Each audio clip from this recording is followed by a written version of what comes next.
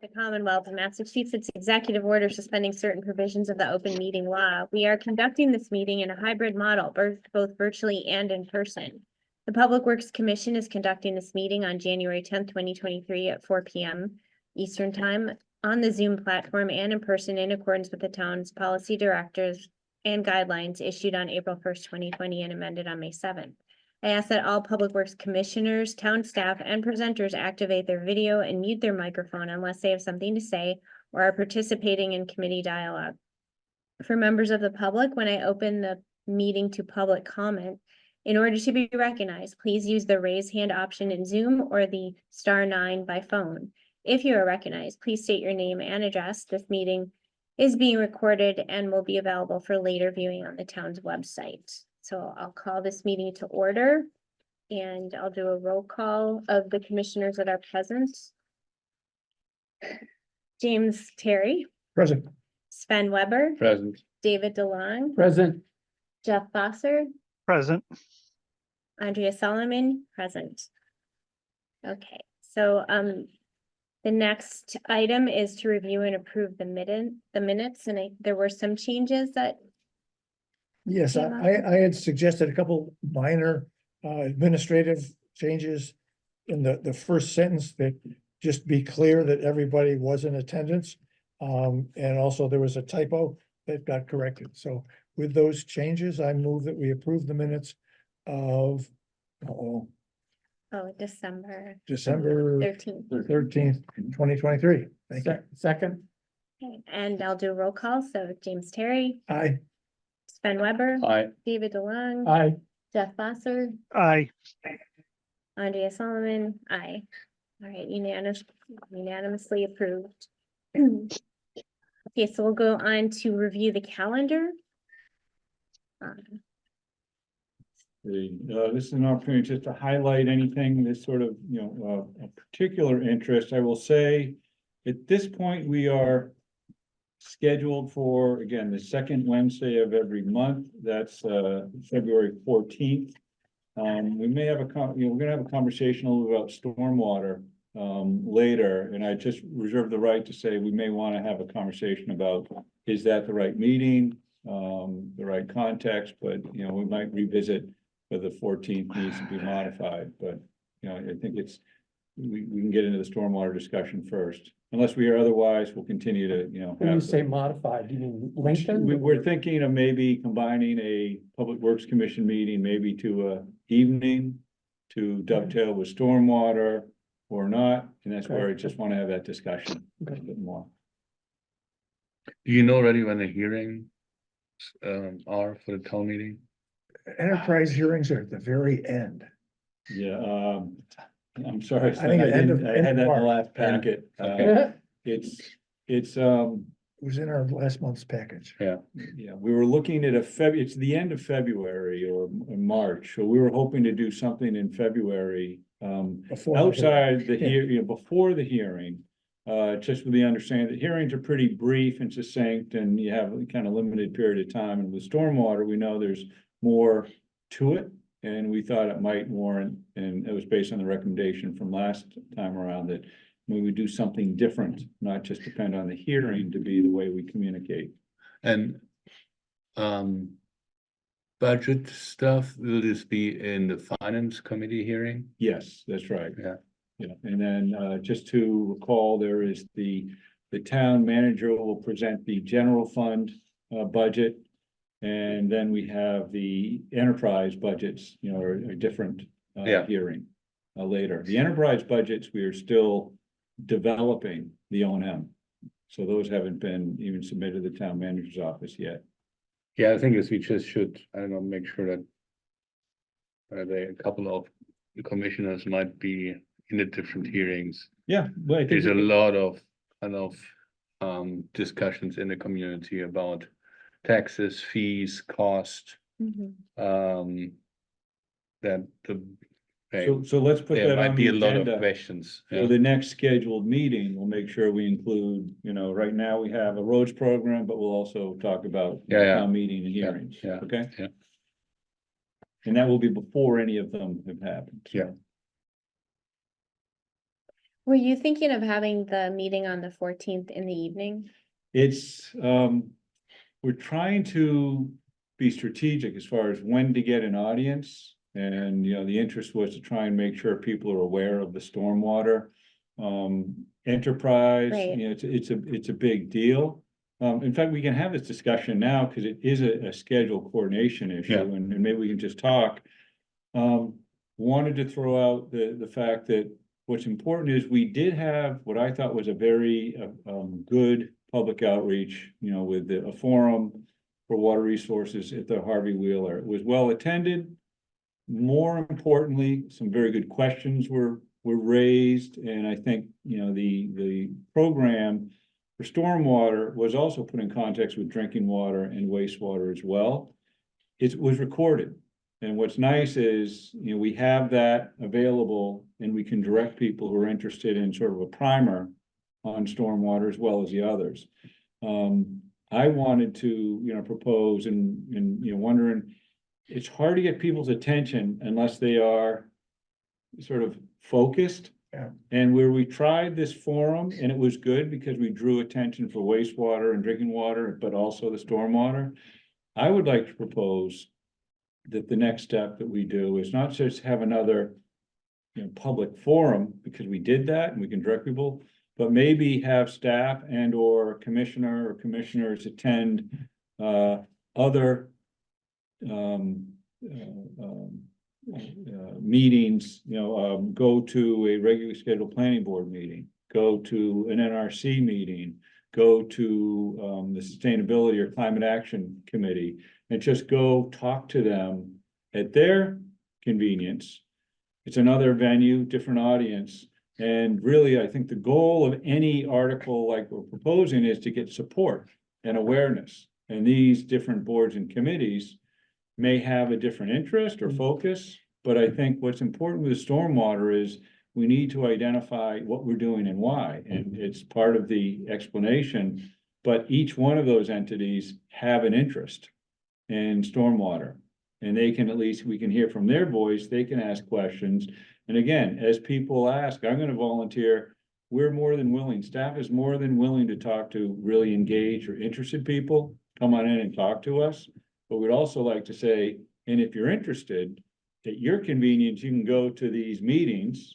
And that's the beauty of these pre-recorded or these meetings that we record here. Watch those. If you have questions, come in and talk to us about specifics. So that was sort of an approach, at least, to try and get the word to targeted audience that we think have an interest. And ultimately, at town meeting, you want to look at what are other boards and committees peripherally involved? Where do they come in? Have they taken a position? And it's always helpful to Are we have gonna that. ask them to take a position? Because they will only probably take a position if we ask them to. Yes, I think that would be, the mechanics of this outreach, and then, Because we have the time's getting shorter. yes, yeah. Jim, you have seen this happen many, many times before. What do you find the best way to outreach is, or to get people to know about this before they're voting on it at town meeting? I mean, I think in this case, it's difficult because it is new.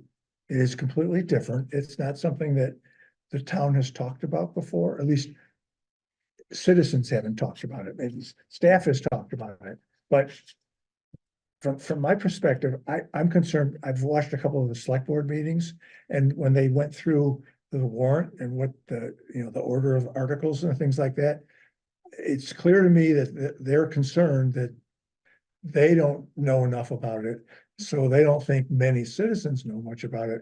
Why is this being brought forward? Mhm. And so I think I had reached out to Alan and to Andrea and said, is there something that we should do before the enterprise hearing where they'll have that discussion? I think that the opportunity to go to other committees is probably a good one. Alan probably mentioned the three that make the most sense, that would have, other than the public works, that would have concerns about stormwaters. And let me volunteer the select board as well, for instance, right, to Sure. attend their meeting to, speak to the issue. So I think we're just trying to it's hard to get attendance where I think we did well with that forum because it was broader. This is gonna be more specific, but we provided good information. So it's even using news and notice, different tools that we didn't used to have. And that's where the recording of these meetings, I think, is really important. So Alan, can we put on, I mean, is there anything on the Public Works website right now that talks about stormwater? There, yes, Do you have it? we do have information. Steve Dukran, you can maybe speak to a little bit about specifically, but not just to the forum, but on stormwater But generally. that's okay, if it Yeah. has a link to that forum, Yeah, and it has a link to last month's meeting, because when the consultant was here, that's right, So- that's right. those would be educational Primers. opportunities. Mhm. Okay, so, Yeah. so then we need to talk it up. Okay, yes. More articles on the Concord Bridge is always super helpful because Yeah. a lot of people read that. Right. I mean, I feel like that is the main source of information for people. I'm surprised at how many people don't know that there's a town website and that there are links to meetings like this. I try to tell everyone all the time, but so many people don't know. But Steve, you had something? Yeah, the, we have website, for all of our projects. And so stormwater being one of those, and we talk about the regulations out there, but I don't, I think they'll put in the links to the public To the meeting. forum and to Yeah. last month's meeting would be good, because you might even say, starting at minute, whatever, Mhm. 30. We can 34 cut that minutes. even, maybe just trim it, Okay. so when you go to that particular section. Yes. We can Okay. do that. The other thing that we will have, and again, this is, we're sort of responding to the ask, which is good, because we get our blinders on and we're just Yeah. moving forward. So the other tool and opportunity is this report, Steve. We should be getting a report on this stormwater Yes, framework this month. yeah, end of this month, probably early February. Tomorrow we have a meeting with a consultant and we'll know for sure. But yeah. We'll push them It's to, coming pretty soon. because we got a draft that we've looked at, so I think the goal is to get that report out too. And that would also be able to, sort of, possibly, that's the kind of thing that might merit a news and notice, just because. This is a report from the consultant about Yes. the state of our stormwater So infrastructure. two main things for this report would be the budget, what we're trying to fund. It's both the operations and the capital budget for stormwater. And then the fee calculation. So we have a couple of different options of calculating the fee. So they'll present those options and probably with a recommendation of which one is preferable. Those are two key things in this report that's coming up. I would be careful to float potential fees too early, because with the proposal right now is that fees are set a year from now. Right. Or Correct. Right, but it's, I- Right, but I'm getting nervous here. Well, Yeah. the concern, I think the concern is that the limited amount of money that has been in the operating budget Yeah, is not sufficient yeah, in that's, the future, and if you can put some specificity into that, then, it gives a little bit more yeah, credence. the danger is if if you float different fee structures too early. Oh, I don't, Yeah, not then- a fee structure. Yeah, but that's in the an- report. An expense need. Yeah, then that's Yes. clear, expensive, but when there are fee structures in the report and you float that, it's actually the method of calculation, the methods of Okay. calculation for the fees, they're pretty much based on impervious area. Yeah. So there are different ways of packaging that together for commercial, for residential, for larger residential, that kind of thing. That's the focus, the different methods for calculation. Yeah. I'm gonna, I have several points. One, I think it's important to check the assumptions we're making about people actually viewing those video recordings, the Zoom recordings. Does anybody look at the numbers of people who actually go back and view them? No, but we can. I mean, I the mean, question is, what kind of because traction are we It's getting? one on thing that? to create them, Yeah. a 2-hour meeting, as brilliant as you would have been to see. I have not, well, must confess, I haven't watched that. Oh, you're missing. I know, I bet I am. you're the one that's missing in the statistic. So seriously, I think we've got to be cautious about our assumptions about how much we're communicating out there and how many people are actually seeing it. That said, I would suggest, I don't know, it may just not be possible from a labor standpoint, but creating a summary, some kind of video summary of the issues, which has excerpts from a meeting like that.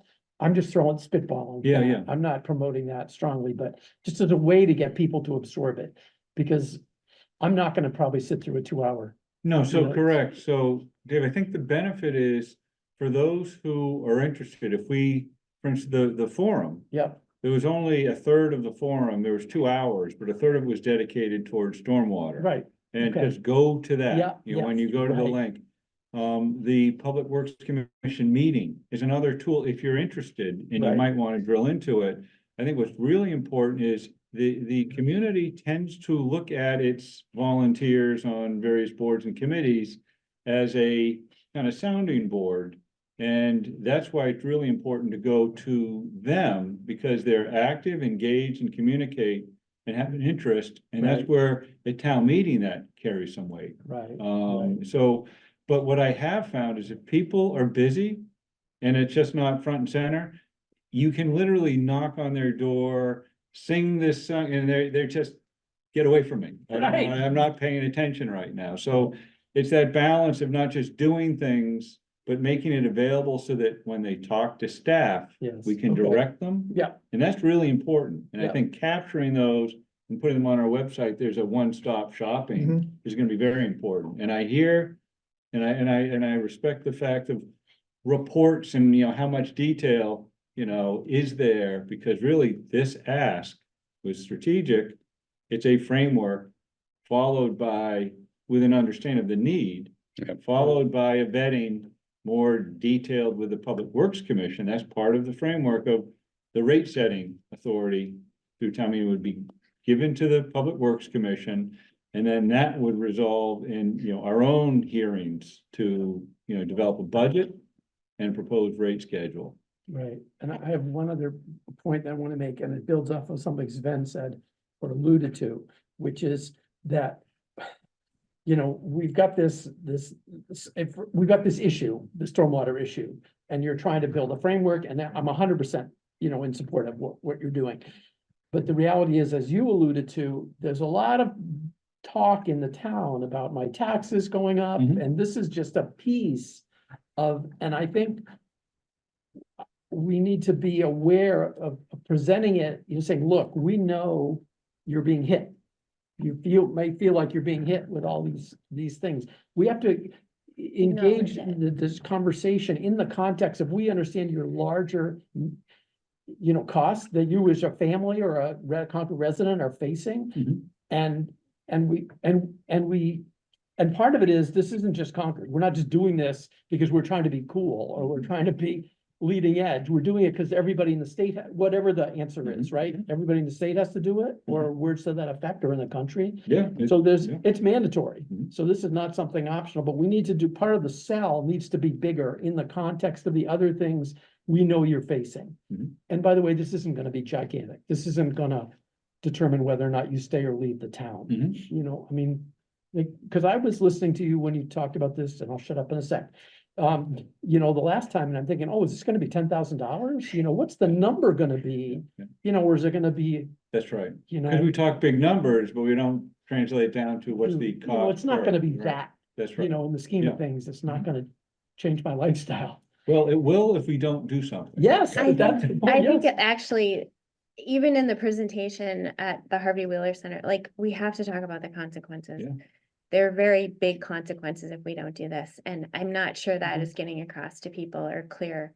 I mean, we love infrastructure, let's improve it, yes, but for people who aren't there yet, they have to know what the cost is of not doing it. It's not like free, you will pay for this one way or the other. Right. So that's really crucial to get So across. let me ask a question. I liked Ellen's suggestion of NRC, Planning Board, and Sustainability as three committees that we might want to try and get a spot on their agenda. Who would be willing to be part of the learning group so we could have a presentation for that? I can, I am. yeah, I'll I definitely. would go to one of those meetings for sure, and I'd want coaching though. Oh, and then we- Oh, yeah, no, Yeah. no, no, Yeah. we gotta rely on Alan. Yeah, we got To get Steve, myself, started, Paul, yeah. Yabar, staff will be able to talk the details. But really just, this is an initiative that Public Works is really championing, and why? And so our role would be what, then as commissioners? Advocates and At the- representatives at of the the meeting, community. at the So meeting. my, And then my we have- sense would be if we can get two people to go to a meeting, that makes it more comfortable. You can feed off of each other or whatever. So it Yeah, sounds I'd like go. we're all I'd go to- possibly willing to help. Hmm? Alan, can we ask you to see if you can talk to the, Yeah, we'll the staff schedule, people we'll and- see and their the- availability you know, and the meeting end of, schedule. Yeah. beginning of next month Yeah. or whatever? As soon as, once we agree to that as the approach, just to get back to, we're talking calendar. Yeah. So right now, what I'd say is, if we go with that approach, we'll leave the regular meeting for February 14th as a 4 to 6. Yeah. And we'll include, the, articles, and discussion on that. And then we'll do strategic meetings based on whether they meet every bi-weekly. We'll map that out before the hearings, Great. okay?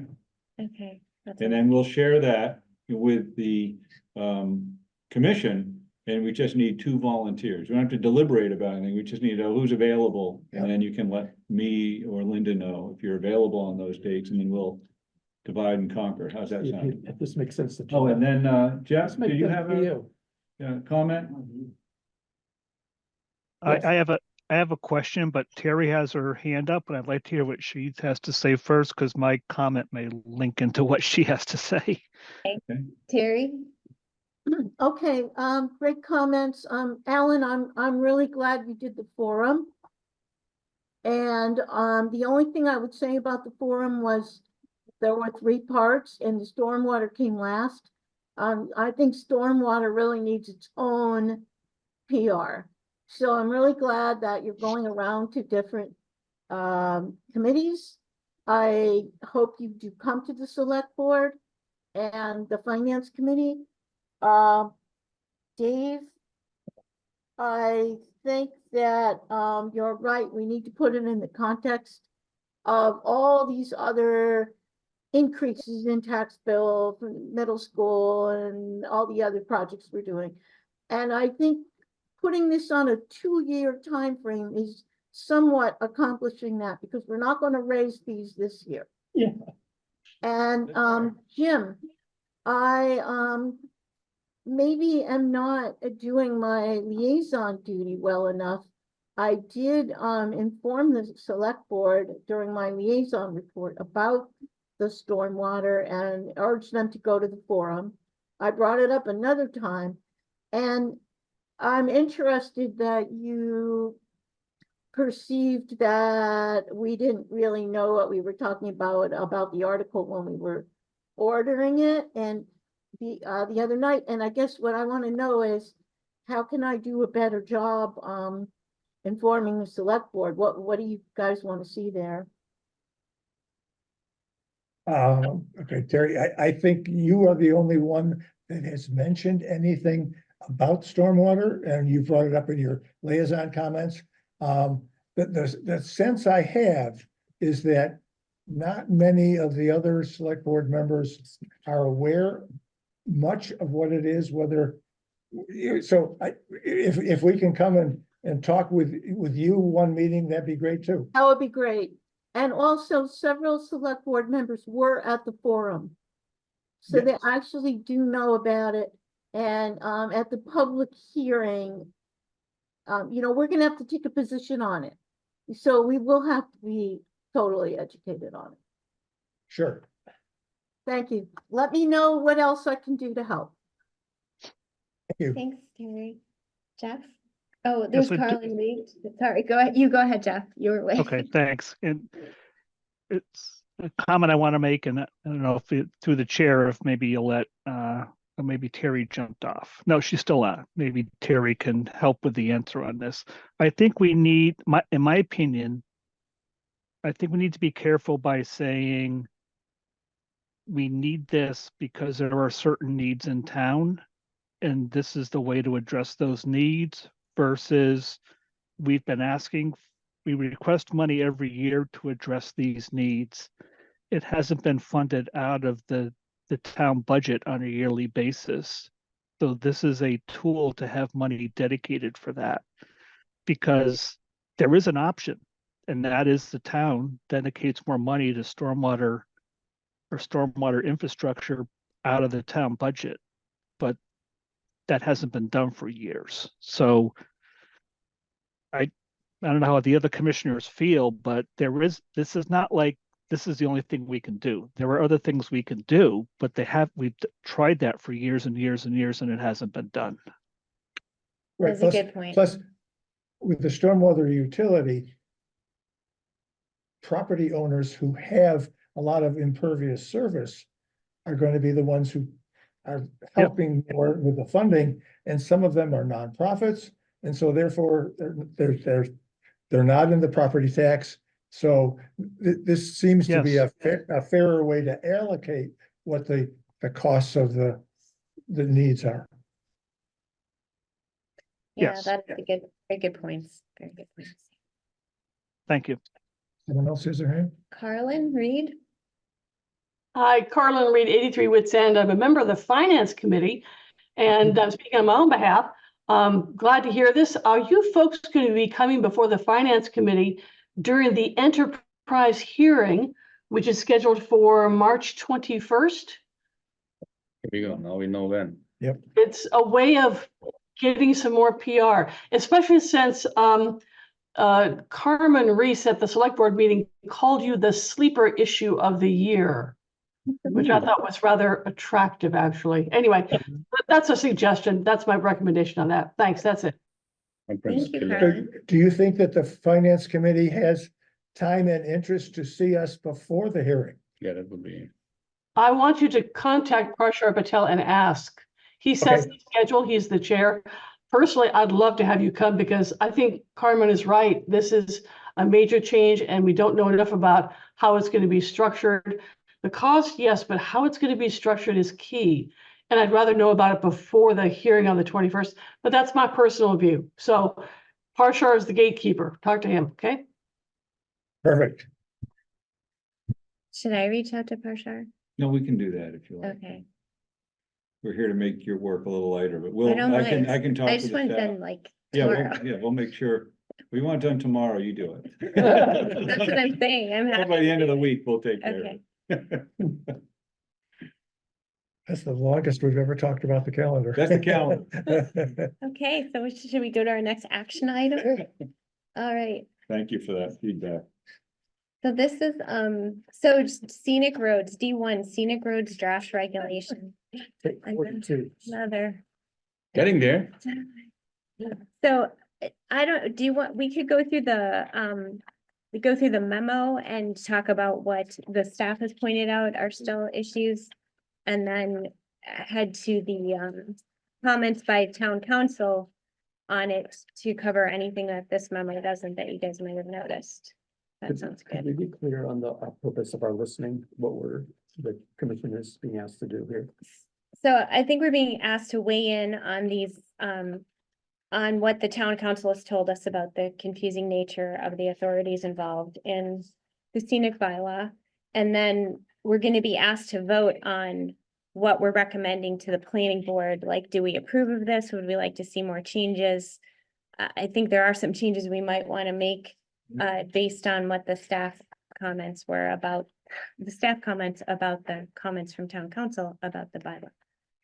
And to credit to the commission, when this first came up, we were a little on our heels, it's sort of, we didn't have this coordination up front, regrettably, to work with planning before there was a bylaw passed, but now that it's passed and there's a better understanding of the potential implications, with this commission's voice, we were able to sort of make a message. I believe the planning board has listened, which is great. I guess the process is working. There are some nuances to it all, and I think there has been improvement from the first draft to the second, and now that there was enough to go to council for review, at our request. There's been some feedback, and what I'd like to do is, have maybe Steve Dukran and Aaron McCloskey up just at the table if you have questions on it, just so they can help. And I think, Dave, to the point of, there's one final line, not one final. The planning board will have a hearing on this. They haven't had a public hearing yet. So this is the last opportunity to sort of get the draft as close as everybody's comfortable with before they then have a public hearing. And at least Public Works Commission's voice will have been heard, beforehand. And that's where really just sort of honing in on, the specifics at this point. But there's been a lot of improvement because of the involvement, and I think there's some details, and I think if you get into details, Steve and or Aaron can kind of help, you understand from perspective. And I would also just volunteer another outcome, and I think for Jeff Basher was very interested in this, the roads policy, which was where originally this protection existed, it was within the, responsibility of Public Works through this 1999, a roads policy. We agreed that once this gets resolved, we'll then go back and revisit that policy just to make sure, that really set the guidelines on how does Public Works, respond to these sorts of, kind of broader issues, not just the scenic roads, but townwide. So we will revisit that, but that's a step 2. Is that helpful? Thank you. Mhm. Yes. Thank you. Thank you. Yeah, so the planning board is gonna have a meeting on January 30th to talk about but these changes and any more suggestions we make. They want to have the public hearing on February 20th. So this is our last meeting before they meet to talk about the public.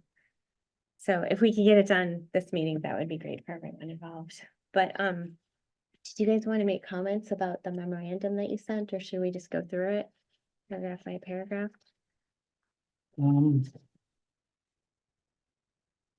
Well, I can give an overall view of what staff came up with. I think when the planning division sent the latest version of the draft regulations to the town council, they asked that they compare the proposed regulations with this other policies and the bylaw that governs the Right, roadway. I think that's the extent of the request. Town council, just to look, identify conflicts and overlapping authority. And they did in their letter from town council, it talks about several of those. And going through, I didn't see several, I saw some.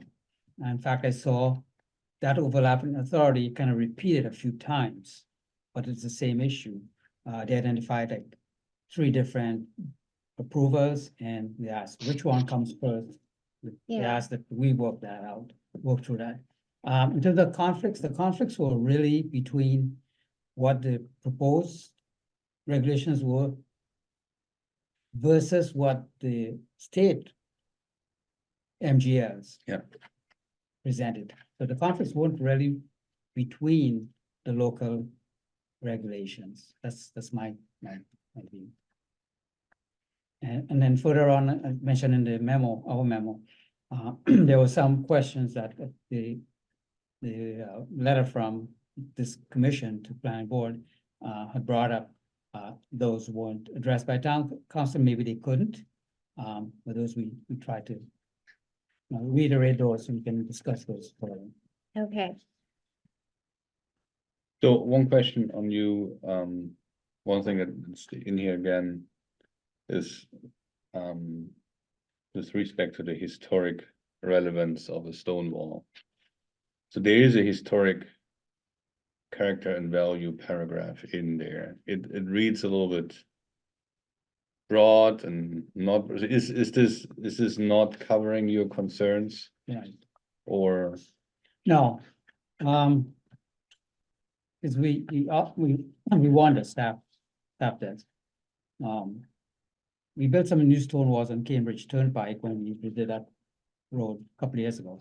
Should the Cambridge Turnpike become a scenic road in the future, would those stone walls that were put in just a few years ago, would they now be subject to this in this law and these regulations. All right. Yeah, but the paragraph says it's in evaluating an application, the planning board shall consider consideration of historic buildings, structures, historic, and so on. So there is this historic element Right. in it, it's perhaps not explicitly pointing to what you're meaning, but could it be put in there, or so is there something to say it's like when you deal with that, you look at the historic relevance of the stone wall. And that is, so just taking the current roads that are scenic Mhm. roads, are there any new stone walls in the public right of way that we would have to go to town council to define? So another one that the 10 roads or so that are currently designated as scenic. No, we haven't built any stone walls. Okay. Recently, at least that I'm aware of. In the, okay, Right. On Strawberry Hill Road, there's a fairly new one. One house, they moved their driveway and they put in a stone wall. That might be 2 years ago, so it was But that's before. on public way or not? Well, there, it's pretty close to the roadway, whether it's in the right of way, okay. we'd have to have a surveyor to Yeah. know, right? Let's go through this. Actually, let's just go through this in order then, the memo. Yeah. So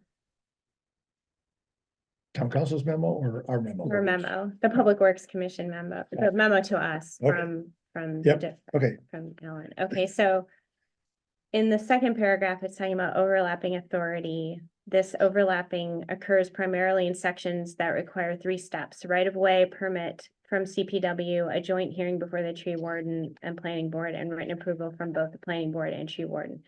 So the town council says that this order doesn't really matter. It doesn't have legal significance, but clarification may be useful. I would say clarification is crucial Right. because we want people to be able to say, these are the steps we need to take to get through this incredibly burdensome process now that we have.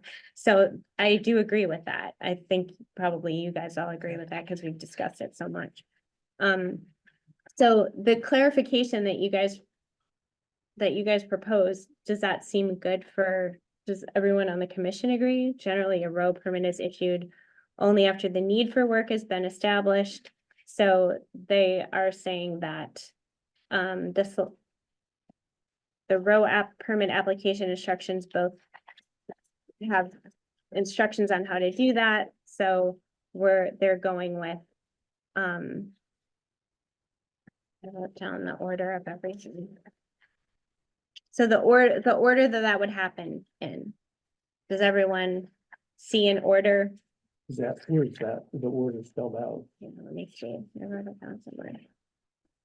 So, no, you wouldn't find it on the town council's review. They said that we have to figure that out as a town. Okay, So I can tell you what number 3 is. Because okay, I suggested that. Number 3 is the right-of-way permit, which is consistent with what we do without outside approvals. So it comes out to number 1 and 2, okay, which goes first, and Aaron can speak to this. okay. Yeah. Do you have, and this is pretty much with respect to the public shade tree. Is it the tree hearing first? And then the written approval by the tree warden and the planning board? That's the 1 and 2 that need to be figured out. The hearing needs to be the first thing that happens. So the joint hearing and then approval, because it could be approved and it could be denied. Because later, they recommended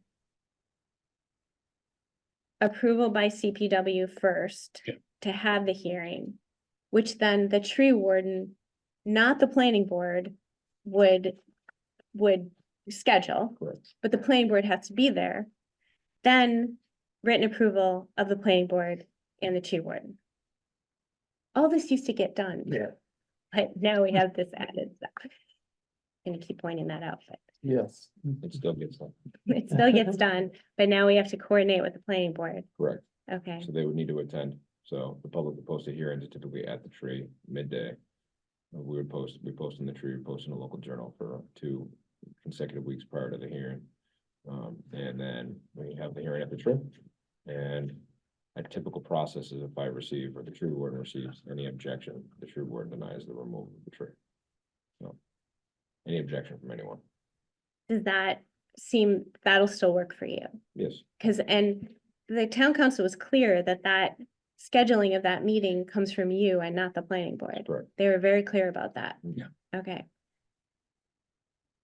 One of my concerns is that this has not become too burdensome for CPW. oh, it's too late for that. Oh, maybe not. I mean, it's really the fact of like, the most burdensome piece would be, the fact that when you have a tree hearing, the one staff member or person that is required to be there is the tree warden, right? So it's on the tree warden schedule as well. But now you're including a planning board, which is a multi-member board, and it's typically during the day when general public can be there or whatnot. I mean, times can be flexible. That's typically when we do it. We do usually notify the person that's requesting the removal so they can be present. Usually somewhat involved. Usually it's like a direct abutter, right? And so making sure that the other folks can attend so they can get a quorum would be some potential scheduling conflict, but usually it's at least 2 weeks in advance that we post the tree hearing. It always is at least 2 weeks in advance. And so hopefully it's enough time to get everybody that needs to be there. So is what we're proposing, a line up with what your understanding? Yes, what's so, acceptable to yeah, you? so we, Steve and I went through, and discussed this before the memo was put together for the commission, so. We're on board. Okay. So our position would be we support town council order. Of that. Well, yeah, So let me ask you, Madam Chair. Is it too late? The regulations say here under public hearing, 2.2. As required by statute, the board shall give notice of a public hearing to the Service Planning Board by advertising twice. Do they really need to have a hearing? A tree hearing, the planning board, can that be eliminated? And Well- does the tree warden have the hearing? the tree warden will be the one to schedule it, Right. and the planning board is now, just strictly because of the scenic bylaw, the planning board is supposed to be there. That's if they, It's my understanding. if, so they are required to have, the planning board is required to have a hearing. Okay. In jointly with the tree warden. Yes, I they're- understand it yeah. very bad, but what if they didn't require to have a hearing, then they don't do a hearing? Well, my understanding is that it's required for that. They're required. Okay. All right, We support town council position. And so they didn't have a position on the order, but does that order make sense? Yeah, in the comment on the document, they're more or less. Yeah, okay, Yeah, okay, now what So, memo? and just to be aware, this coordination may be, this is the devil is in the details, where it's easy when there's an individual kind of setting the hearing date, doesn't have to check in. It'll be interesting to see what kind of impact does this have on the customer? When there has to be, well, now we gotta get a quorum of, and does 2 weeks turn into 3 weeks, 4 weeks? And that's always what we talk about, with scheduling challenges and coordination, but I think that's, Aaron, going to be a burden of the tree warden to try and facilitate a time that works for planning, correct? He doesn't have to facilitate it, though. They have to facilitate being there. They're the ones who wanted this. And I think it says in the bylaw that it's supposed to be within 45 days. So they only have so much time to play with. That's what they wanted. This all happened without them. No, understood, but I just think Public Works and staff and whatever we do, we're always trying to, our customer is everybody, including other boards and commissions, so I hear you. But we may not have a You lot only of have so much time flexibility. to facilitate, so. there's a 45-day window, you have a 2-week notice, so you have. In the end, not many days where you can put a. It's a typical process before, Yeah. for a public shade tree.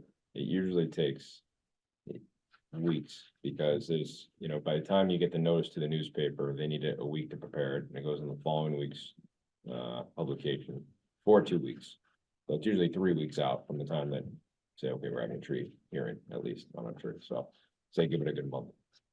Just for, So are we prepared that to control. just make sure it's clear that is what we're, It's clear, I mean, it is in like Yeah. several places. Okay. Yeah. It's pretty clear. I don't know how you could get around it.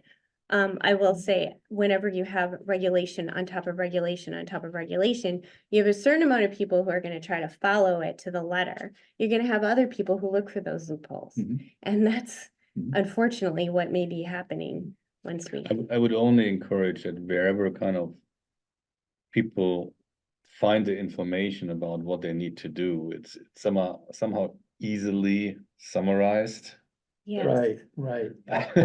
so they don't have to read. That the property owner can, let's say, find on a web page kind of either a flow chart or a easy 1, 2, 3 Mhm. step saying, this is what is going to happen if you're in a scenic road area. And that they understand what's going on. Yeah, I think they might, and I guess that was just considerations of the decision.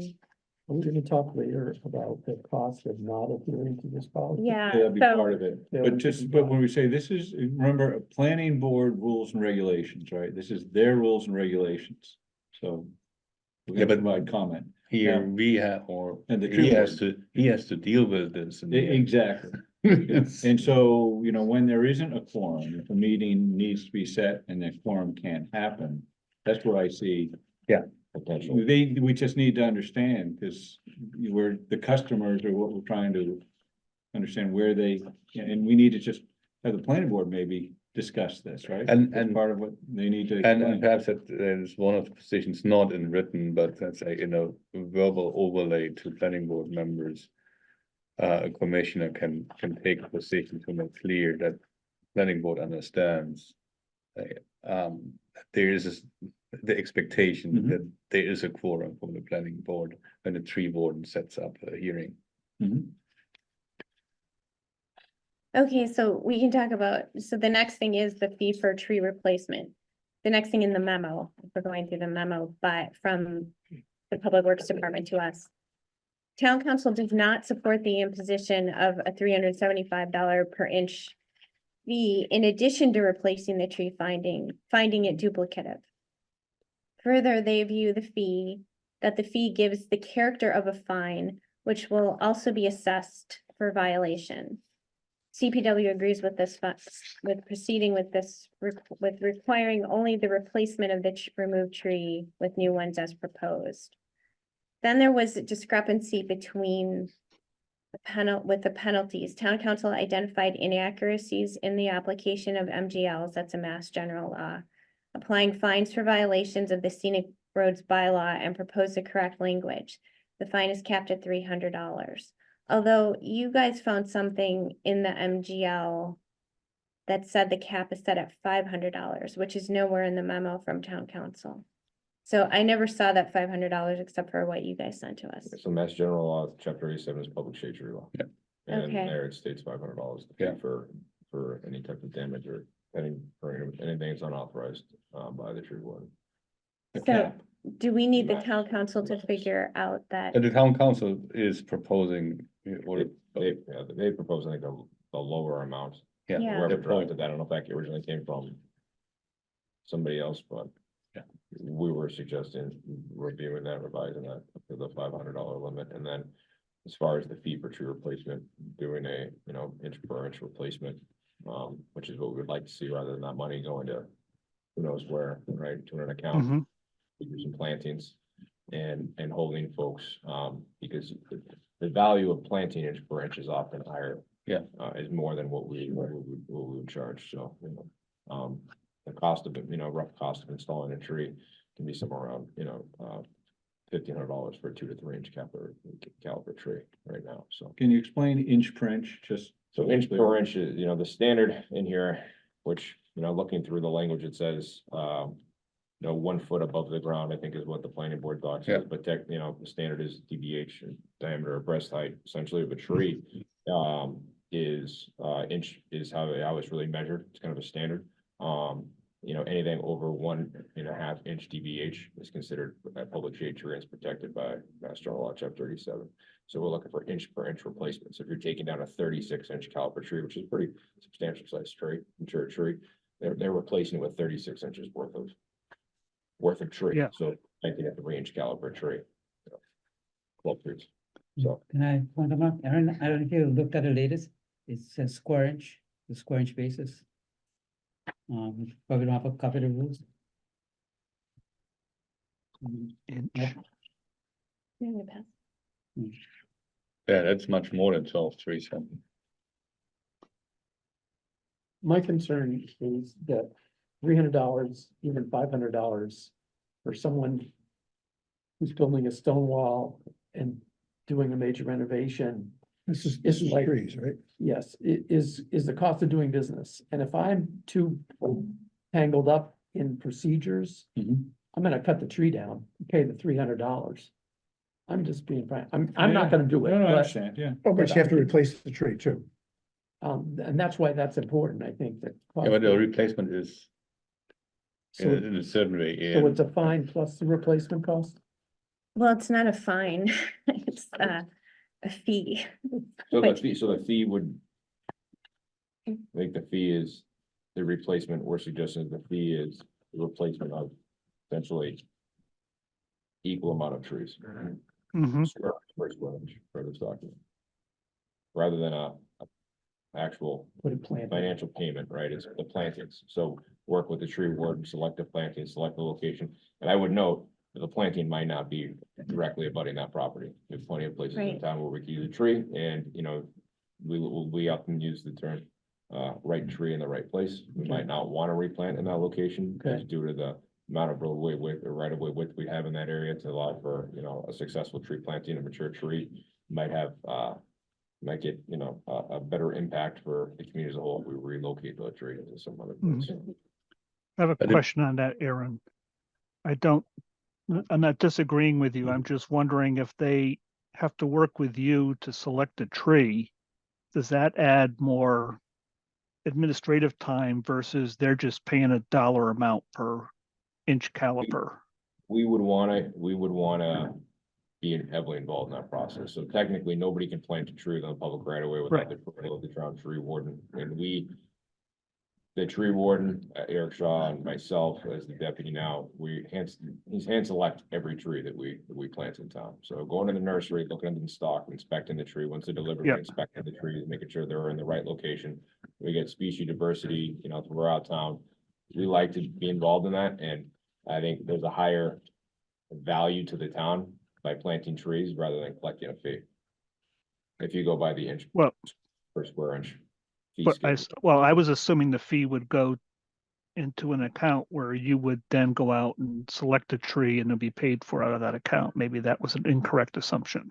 So that happens, so that's the current, I guess, essential format for the tree protection bylaw, which governs private trees and private property for development, demolition, addition, renovation, those kind of things. That's kind of how it's structured.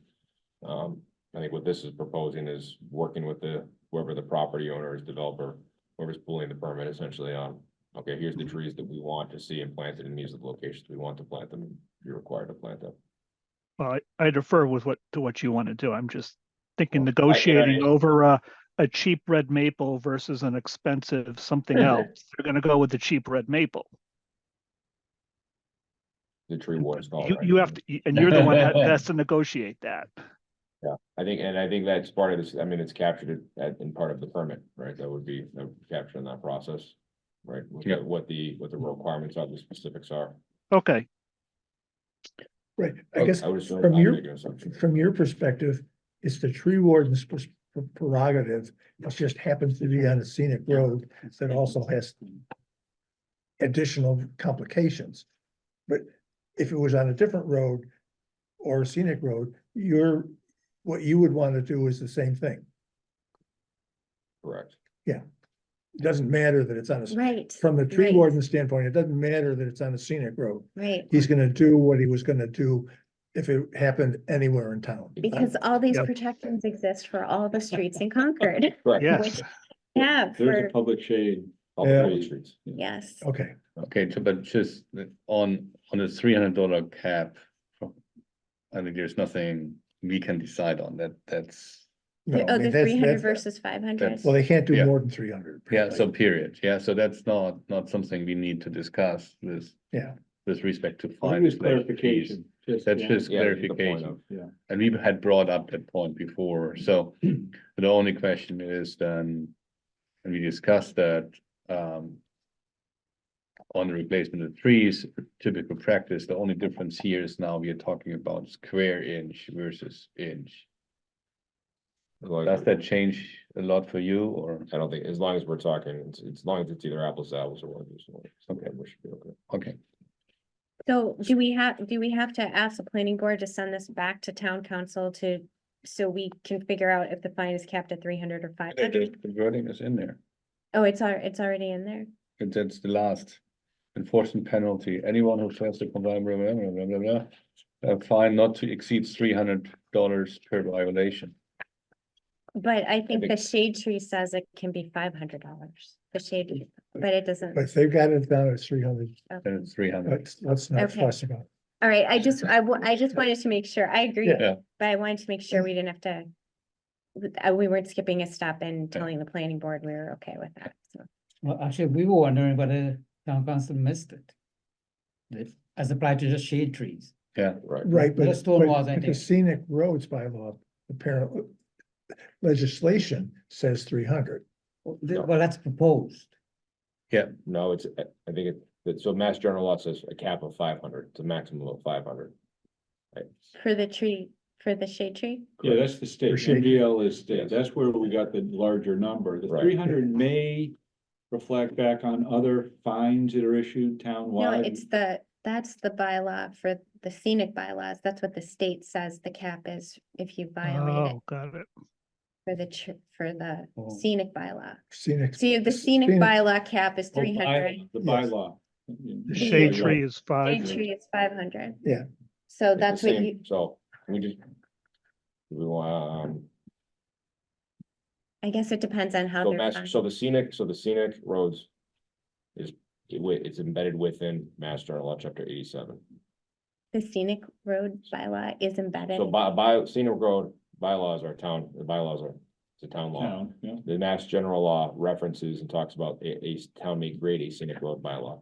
That verbiage is within Mass General Law, chapter 87, within the public shade tree law.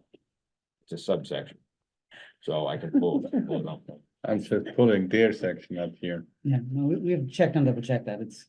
So it's correct. 300 versus 500. So that's what I'm just wondering, like. Do you guys want to pursue that and have town council figure it out?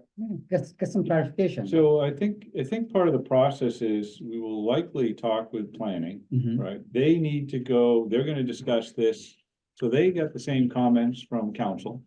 And they need to Mhm. go through this vetting. So we will probably talk with staff. Yes, Highlight these issues, these, points of, Yeah. questions. Differences, You yeah. know, and make sure that it's there, because their meeting matters, because they're the ones come up to finalize the language. You're meeting on January 30th to do that. That's right, and so they will be working with their staff, who will be providing some, feedback. I don't know, Steve, if they've had any discussion on council's opinions yet. no, they No. asked for a meeting and I told them we'll have a meeting after we have this meeting tonight. So you So- already are planning to meet with them. Staff, Okay. yes. Staff, yeah. It's, And use this conversation, discussion to flag rub points of, Yeah. do we understand this? So they can then have this deliberation. Right, but Okay. I'm just, what I'm trying to do is like save everybody time, so like if they know, if we're gonna ask them to go back to town council on this, they need time to do that. I mean, it took how long for them to get to town council this time around? Like too long. two? So just to update everyone, it's section 15C. Just the scenic road designation, and in there, just for scenic roads, it is capped at $300.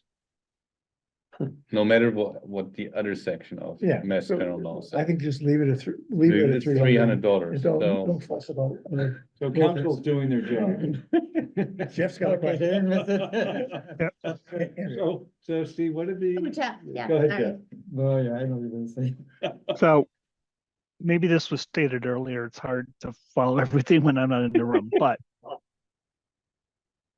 any tree that's subject to the scenic bylaw will be in the public right of way. So it's subject to the shade tree bylaw. Mhm. So I think you, Andre, you may have referenced this earlier. They should just be the same thing because for the town, because why should staff have to determine which thing to apply? Just apply one standard.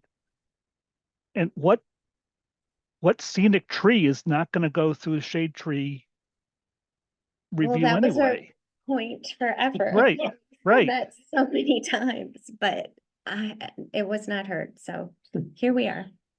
Here we are, so, yeah, I mean, I totally agree with you, now you have to decide, but I think by deciding it's at 300 is the cap, At the it's, moment, it's, Push it. it's easy. If it's within the scenic road, it's 300. If it's outside, it's 500. Right. Doesn't but- make sense to so- me. but the wording could be changed yes. to reference the $500 in the state shade tree issue. It's true, No, In- it's spent- Instead of referencing the scenic bylaw. So is that $300, is that for violation of the bylaw? So that includes stone walls Yeah. and trees, Yes, right? yeah. So specifically, just any public shade tree, there's a max cap of $500 for cutting, damaging a tree. Not referencing a stone wall, just. That's right. And Sven is volunteering that outside the scenic road designated trees, the 500 would be the cap. Yeah, But I think just, it's, council's weighed in, we Yeah, need it's- clarification, and really the $200 difference is really not the issue. We gotta get it right and have the engineers do the engineering and the legal people do the legal stuff, so that's a question. But really the replacement is really where there's teeth. And Yeah. that's where, just a clarification, kind of having the who, and this is a question, is gonna determine what tree where, and do we get into any complication with planning board having an opinion that may be different than a Yeah, tree ward? That's a question. I think it seems to make clear that the tree warden is like the authority on the issue, so, I mean, I guess they can always question that authority. I think we need to make Yes, sure we- that's we- not a, Yes, we gotta make sure that that's clear, that's. Yeah, that if it's a tree, it's a tree ward. oh, it's just the irony that this bylaw would actually lessen the fine for removing a public tree mhm. is too much, okay. Yeah, it's not. I would say. Yeah, I don't know. But you would, it's, yeah, you were gonna say like the public shade tree should override the scenic bylaw. Yeah, I don't fee. see how you don't enforce both, because this is just a bylaw. Right. to talk about. That there's still Yep. mass general law Right. that's being enforced as well. Yeah. And technically, the tree warden does not have a ticket book, I will tell you that, so any violation would be enforced, it's a mass general law, I would assume the police department gets involved in the actual one, they find. I would assume, I don't know if that's clarified anywhere, who's, I don't think it is clarified. but typically, when a citation is issued, it references a mass general law. Okay. And Remember, it says cap, but it doesn't require, that's where there's flexibility, I think, just a cap. Yeah, I think non-criminal offenses, I don't think you need to have police involved. It can be done by civilian. I can collect the money. Can we Alright. move on Okay, to the next. definition of stone wall? Sorry, one more question, Aaron. I'm sorry, I don't have it in front of me. For the shade tree bylaw, do you measure DBH to determine the value, the dollar amount that they need to contribute versus square inch? so we do not. For the scenic road bylaw. No, for the shade tree, how We do don't you have- measure? So we do not have a shade tree bylaw in town. There's a tree protection bylaw, which is applicable to trees located on private properties. The town currently does not have a shade tree bylaw. Okay, We- so this we refer back to Mass General Law, Public Shade Tree Law. which For says what? operating. Doesn't reference, it just references a $500 fine for removal. That's it. There's not a replacement. Correct. Okay, got it. Thank you. So stonewall definition, so we already talked about this a little bit, the age of the stone wall. So there's no new stone walls on the current scenic roads, right? Not I'm aware of, but the one on Strawberry Hill, I think, I mean, it's pretty close to the pavement, so Probably- if it's on private way. Most of Strawberry Hill Road does not have to worry about stone walls. Cause that ties in with Stonewall location, who decides what is in the public right of way? Because right now the determination in the application is made by the surveyor.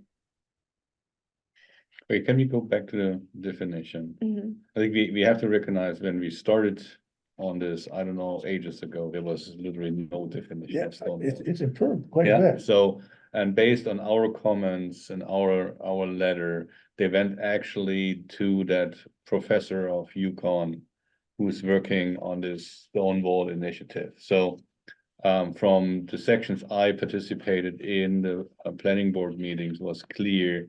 They got kind of, they went with kind of the professor who, whatever name he has, this is kind of the best definition of a stone wall they could do.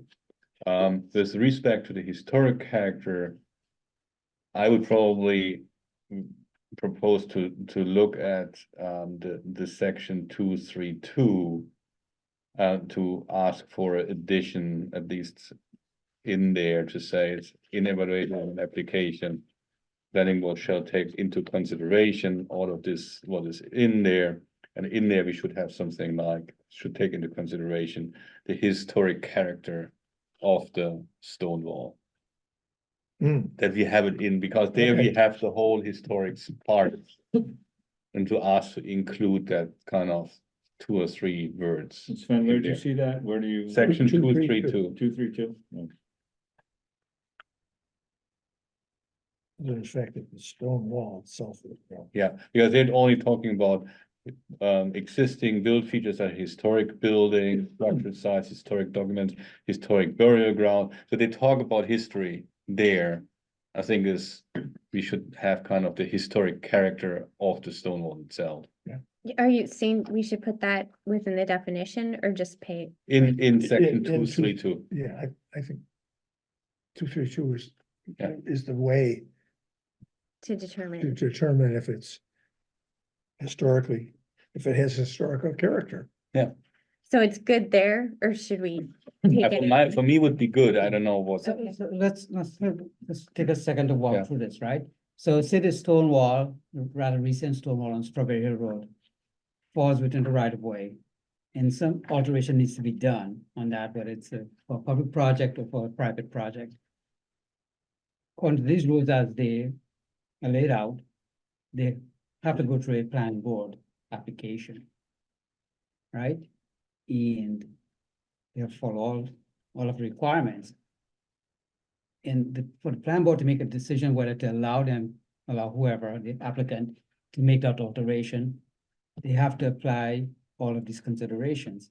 They can choose, you see, not to Yeah, use historic character. They can choose the other criteria. but here it said, Only. shall take into consideration. It's not may, it should not be could, No, it's a shall. so, okay, so that means they have to. They have to, yes. So now what defines historic?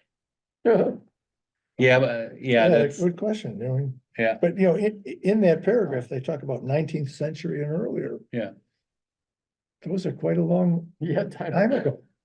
Yes, and the reason why that creeps into the picture, and that the definition of the set of roads that they have now, that's how they had gone through. If you go back to when this went to town meeting, When they were laid out. when they were Okay. laid out and so on, so it's really based on that age of the stone walls or roads, actually road layout. be clear that it's the buildings where it has the plans, not. Yeah, I know. Yeah, but I would, That's that's why what how they we spent last time. word this in the right place to the exact, and I would say it's historic relevance. That also gives you kind of additional angle that it might be historic, but not historically relevant. So why, and so taking it a little further, why would we put an applicant through the process? Because now we have a hire surveyor, all of that, pay the application fee, and if you already know, well, this doesn't meet the historic nature. Correct. I mean, I think that's our point. I mean, if it doesn't meet historic nature, it shouldn't be under this. You should have The an scenic application at roads. all to start with. You don't have to spend the thousands of dollars to get before the planning board. Yeah, but you still have to go through because an applicant probably doesn't know when was actually the stone wall built and done.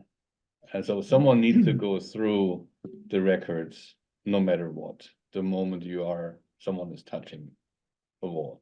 You have to go through record anyway. Is it on a public right of way? Yes or no.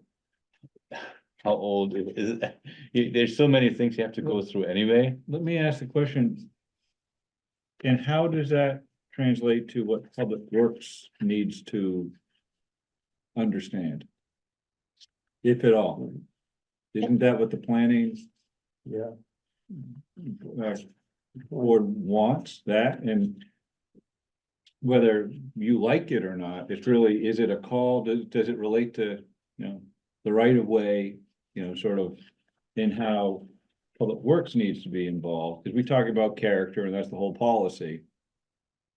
But is it, are you comfortable just leaving those decisions to the planning board, and it's part of the challenge you have is we're trying to streamline and explain, Dave say how to explain this, well, geez, this stone has been here for the ages, right? Well, it's moved, now it's a wall.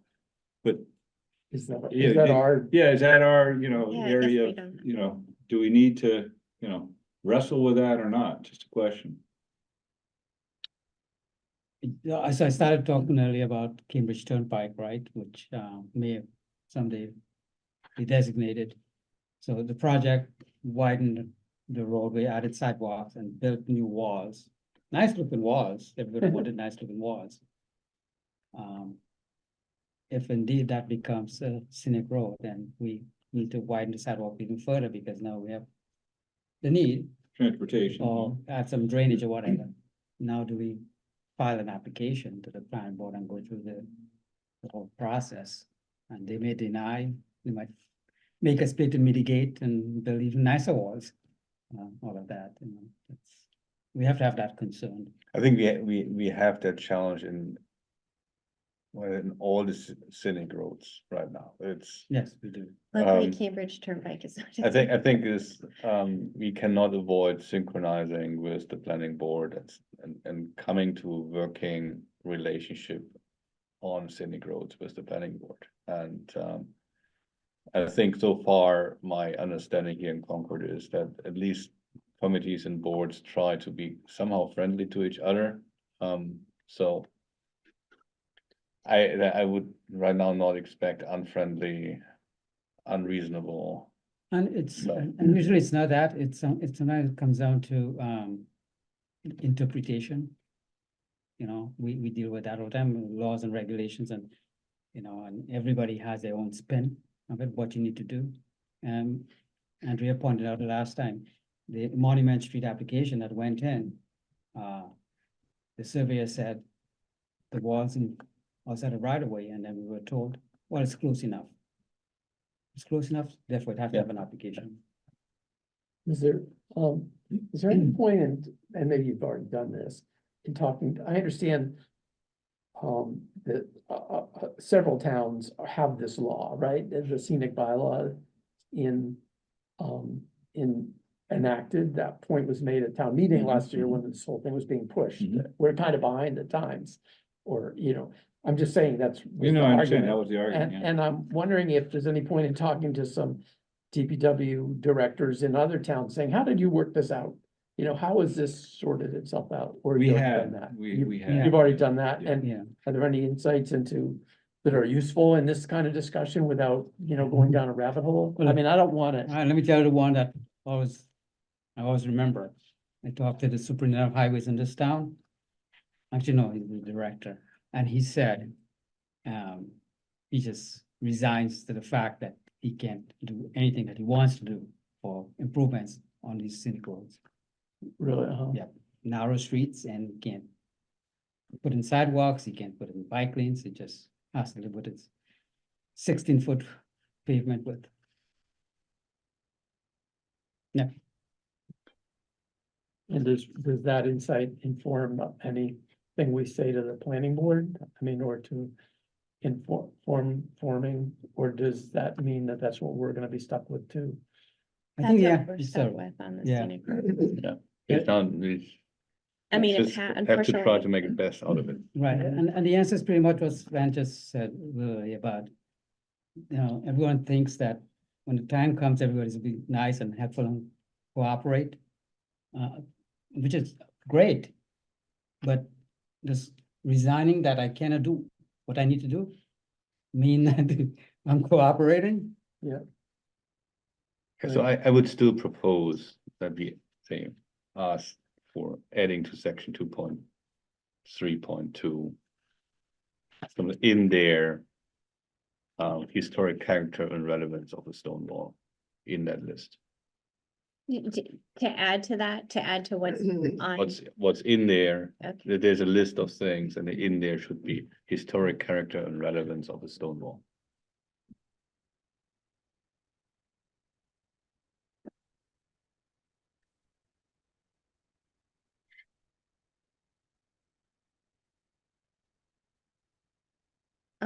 for the Stonewall location. We still don't know what determines that, like the Monument Street. You know, the surveyor said one thing, then the planning department said another, and it went to the. It didn't really go through the application process at all, so. And that is going to be left to town staff, not to boards and committees, so. Is that something we should go back to town council for? Like, who makes that determination? Cause you also don't want it switching like, oh, these people have worked in this department and they do it this way. Now there's a whole new staff. Now we're gonna do it differently. Like, I don't like that changing depending on who's in charge. It's just not, because then you have, be it a developer, a private homeowner, or public works, always having to figure out what the new process is with the new staff. So, So, and I think public works can get out of it, because it's pretty clear if something is, you know, somebody's determined to be in the right of way, well, we know what our jurisdiction is, right? I think it's okay, we don't have to wait on this, it's somebody else. But is that serving the community the right way and the fair way? Because if it's left up to interpretation, right, how do we know that everyone is going to be treated the right way? And I think that's, if we're part of this community, trying to serve the community, you know, the right way, I think the definition of how this is determined should be. But do you have a concrete proposal how the language should be? I don't know, maybe town council might be able to answer that. I don't know, they might say there's nothing of legal significance there, it's really a town issue. So we're talking about section 1.4.3. Which says that you need a stamp survey plan if there's questions. Yeah. Is that typical, or is that way beyond what we typically do Right. in So- other streets? No, that's typical for most applications for any kind of land use permit. You want to make sure this is your land, right? So you Yep. show the boundary, shows what's within your private Okay. property. But we know surveyors, how surveyors operate. They draw a plan. They draw the right of way line or the property line. And then if it's a stone wall, it will put a stone wall, but it's in this side or on that side, or and so on and so forth. So could be pretty clear to you whether the stone wall is privately owned or publicly owned or owned by both parties. And the definition of right of way, right, I think in there. Yep. One of those definitions talks about the stone wall is within the right of way or on the right of way, or something like that. Yep. It's considered to be public unless proved otherwise, right? Mhm. So now that's where the surveyor comes in. He's gonna help you prove whether it's private or public. But it still comes down, I think the Monument Street experience was a good one for us because we saw how there can be conflicting views on it. So, Well, except my recollection of what Andrea told us is that the surveyor said it was on private land. And the planning board said, no, you're not right. So according to this, the surveyor makes the determination. Yeah, that the wall is on this side of the right of way or Yeah. that side of the right of way, or it straddles the right of way. But the survey doesn't make the determination whether this is now, it goes before the planning board. Well, if it's on private land, it doesn't. If it's on public land, it does. And if it's in between, it still goes to the planning board. Except what we experienced on the Monument Street. Yeah, but this was outside of, it was not. that's because they didn't have rules and regulations finalized, Okay, not rules. I They would- didn't have regulations finalized. So, but I think as I read those words, the survey, Surveyor. the surveyor in his stamp plans determines whether it's in or out or on. Yeah. I mean, it seems clear. That's the best we can get Yeah. without having staff involved. So typically, I know it's not stone wall, but for the trees along public right of way, if there's any portion of the tree within the public right of way, it's a public shade tree. Would that include roots or overhang? Any portion of the flare coming up above ground, above grade. Above ground, okay. So as it continues to grow, it moves into the public Correct, land, right? that happens. I Yeah. mean, there's trees that are clearly planted on private property that are very mature. Yeah. Now it's a public Okay. shade tree and it triggers. I have two of them. Yes, you do. Good, good. Can you help me? I'm a little lost about what we're trying to decide right now. It was just making a determination about the who determines if a stone wall is in the public right of way or not. Mhm. So it's the surveyor. I mean, it seems clear to me from Yeah. clear Okay. to us. I think I have no idea what other comment or change we could Yeah, request okay. on this one. So I have one question on 1.4.5. Okay. And, I think it is a fairly good job of describing ways in which to say this is a stone wall. Meaning no significant gaps. Significant is a word that is determined in the eye of the beholder. Yep.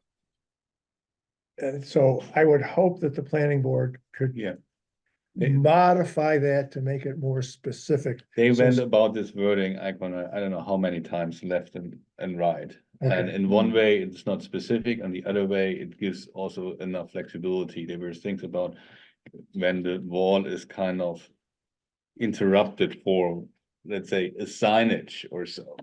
Yeah, and things like that. Just seeing how the dynamic was around it after our comment, the amount of energy they put in there, I have a hard time to see. Other than us coming up with the exact wording we like to have, Sure, asking them to go back and come up with something else. but I it could guess, go it's- I somewhere. mean, I guess it's not really a problem, because then instead of one stone wall, you have two stone walls. Right? 'Cause Yeah. there's a gap in there, Yeah. somewhere, right? Yeah. and so maybe only part of it is gonna be in town land, As and long as you have to permit them separately.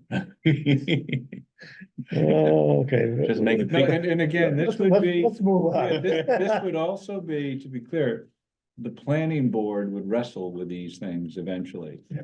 And to Steve's point, our primary interest and focus for Public Works is our, you know, the domain of the right of way and work that we do. We're trying not to get trapped. Unfortunately, we know any project, including Public Works, will get trapped. And Steve looks at it, how will this affect what we want to do? I'm not quite sure. This level of interpretation is going to catch us, you know, it's been going back to, we're gonna have to work with them. Yeah. Yeah, we're probably not debating that particular, you know, what is significant. Yep. So, and maybe over time, they will have various decisions and they'll get clarification of what that means, but probably not for this committee, commission to Okay, wrestle with. retaining walls. Tell us about your concerns about Yeah. retaining walls and where it is addressed or not addressed in the proposed regulations. So I wanted, when I wrote this last thing, or general, I was just taking a page out of Sven's book. We're gonna give it to them. I continue on my staff, engineer staff, they continue to have these concerns about retaining walls. That there are a lot of stone walls that serve as retaining walls and they're not doing the job properly. You can see signs of them starting to fail. And you guarantee that it's not gonna get better. At some point in time, they're gonna fall. And when you have to put back the retaining wall, you have to put back something that will hold up. However, you go before a planning board and they're gonna tell you that the cost doesn't matter. And put up whatever. So Yes. in 1.4.2, that's where you'd like some language that would help you?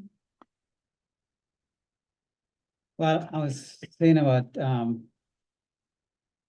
looking at section 2.5 under exemption. Yes,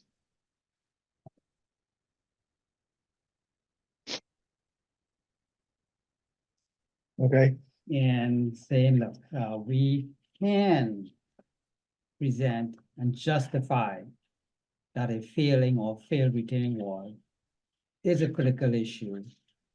It is an emergency. Exempt us, let's proceed with restoring the area, do whatever we need to take. One example that we recall today was, the Monument Street Sawmill Brook bucket failure. Right, it failed on the upstream side, I don't know if you remember that. The downstream side was still intact. Right, but now that we had brought in a structural engineer and we had designed a repair, they told us that whatever existed on the downstream side did not pass the stability test. And that head wall, which is a retaining wall made up of historic stones, it's buried today. That went just prior to this law being enacted. It was in 2021. but we have two angles here. One, you pointed out, 251D, public work exemption. That was one of the comments we had, and they put in that we are able to do emergency work. So assuming it's not emergency work because we are just foreseeing something going, you also have 231, public safety, where you can pull the thing, it's in the interest of public safety that the stone wall needs to have work Mhm. done or replaced. So we have two areas in this Right. which we can pull Yeah. in situations like that. And it makes clear in a couple places, and even in the last one, even though you're not talking about an emergency condition, but the town staff's authority to determine whether something is an emergency or will become a problem for public safety it cannot be annulled by by scenic bylaw. Like you guys always have that authority. So the 2.3 will be applied after you have an application. Yeah, that's where we foresee some things, and Right. we are expecting that stone wall or to fail and so on, so we have to do something, so we have time. versus 251 D is emergency. You say it failed, Well, okay, right. you have to act immediately. See, the trouble is 2.3.1 is a consideration of the decision. Yeah. Yes, yeah, yeah. Steve doesn't want to go through a decision. He wants an exemption. But the exemption we got for emergency. Right. Well, Or unless you Or could say. repair, could be it's got repair and including- maintenance in there too. You So could say, his- you know, it's a emergency work related to utilities, flooding, erosion, and other critical conditions. You could say, including any related work to, you know, functional retaining wall or yes, something, yes, you know, something like that And would be then- helpful. and then it's Yeah. clear. Yes, Yeah, because right So- now it's, That's right, it's not. the incentive for him is to wait until the wall collapses. Exactly, and then it's an yeah, well, that's it, and then it's an emergency. yeah, but then and it it's a- costs more. too. Right. I mean, that's the problem. But maybe if we could consider the So- including, you know, any related work, you know, associated with a functioning retaining wall. Okay, yes, I think if you And could then just put some, put it out there. Yeah. suggest some extra word, Right, because that's what you're concerned about. that's what I'm hearing. So that's section 251 251 D D, and then would just, have some additional wording. yeah, You said some wordings. What Oh, was no. that? Or Yeah, it's No, very good. it's very, what did I say? Just including any related work associated with a functional, you know, functioning retaining wall. related? Why would Yeah. you say functional, Alan? I guess by definition, retaining wall would have a function, correct? Thank you. Yeah. But I'm winging it here. Okay, yeah, That's I would really- just leave it because Yeah. then someone, what's the interpretation of functional? Yeah, yeah, Let's yeah, just say right. retaining wall, period. Correct. But I like to add words. It's the word of the day, huh? Okay, So that's the end of the memo from Public Works, but were there other issues that you guys noticed going through? Yes. It's minor. Go to 2.1. And it says unless exempt pursuant to section 3.5. There is no section 3.5. I think they mean 2.5. 2.5, yeah. Oh, yeah. So I am surprised that that error has continued based on the. I've seen it number- before. Based on the number of revisions this has had. We're all waiting for someone else to like clean it Yeah, up. okay. right? So that was just administrative. You can see that I read minutes and and I look for where things go. And it's appreciated. I didn't have anything else. Okay, We talked about stormwater definition, location, and the retaining walls. Amazing how much time this thing took, how many people. But I will say with your lead, I think it's better. You know, well, the first paragraph of the memorandum from Anderson Krieger.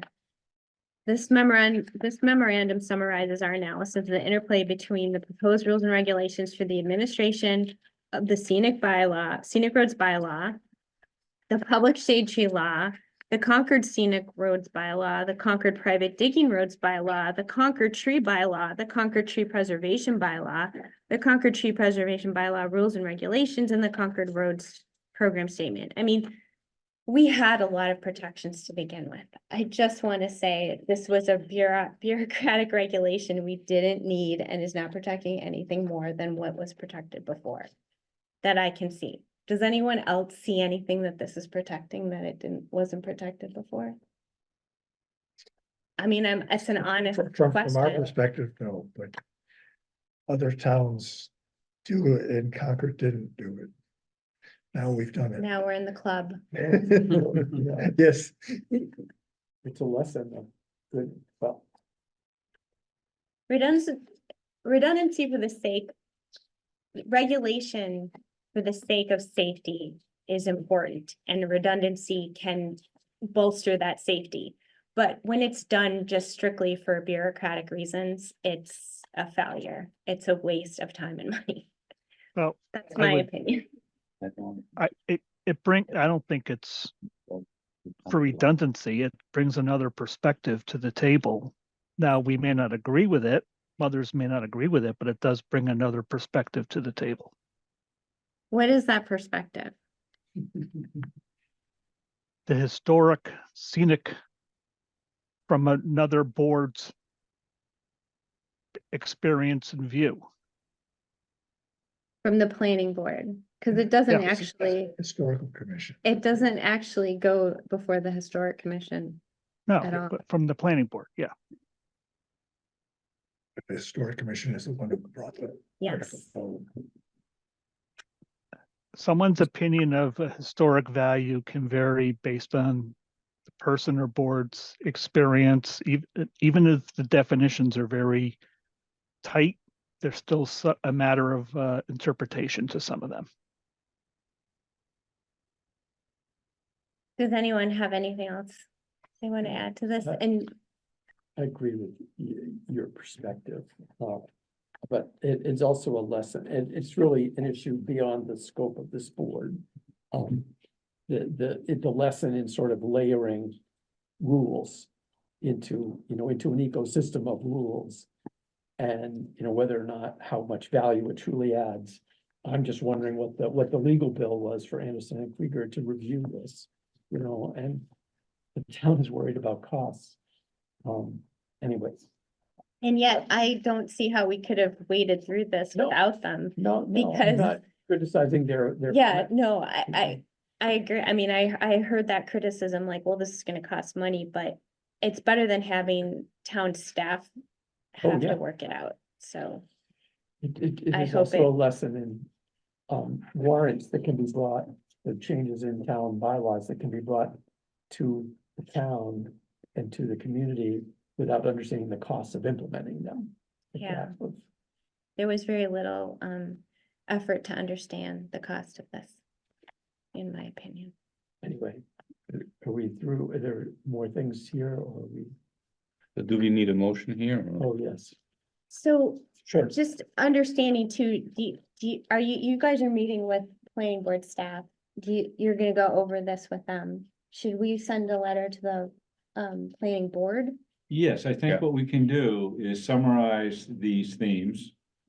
Get some clarification and make sure that from the commission's interest, these things are at least recognized. Now, maybe they would have been resolved or addressed because they're gonna get council's memo.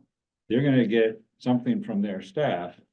And it may be informed, it will be informed by this conversation, because we're gonna meet. Our interest is that they understand what your interests are, but we'll also capture those in writing.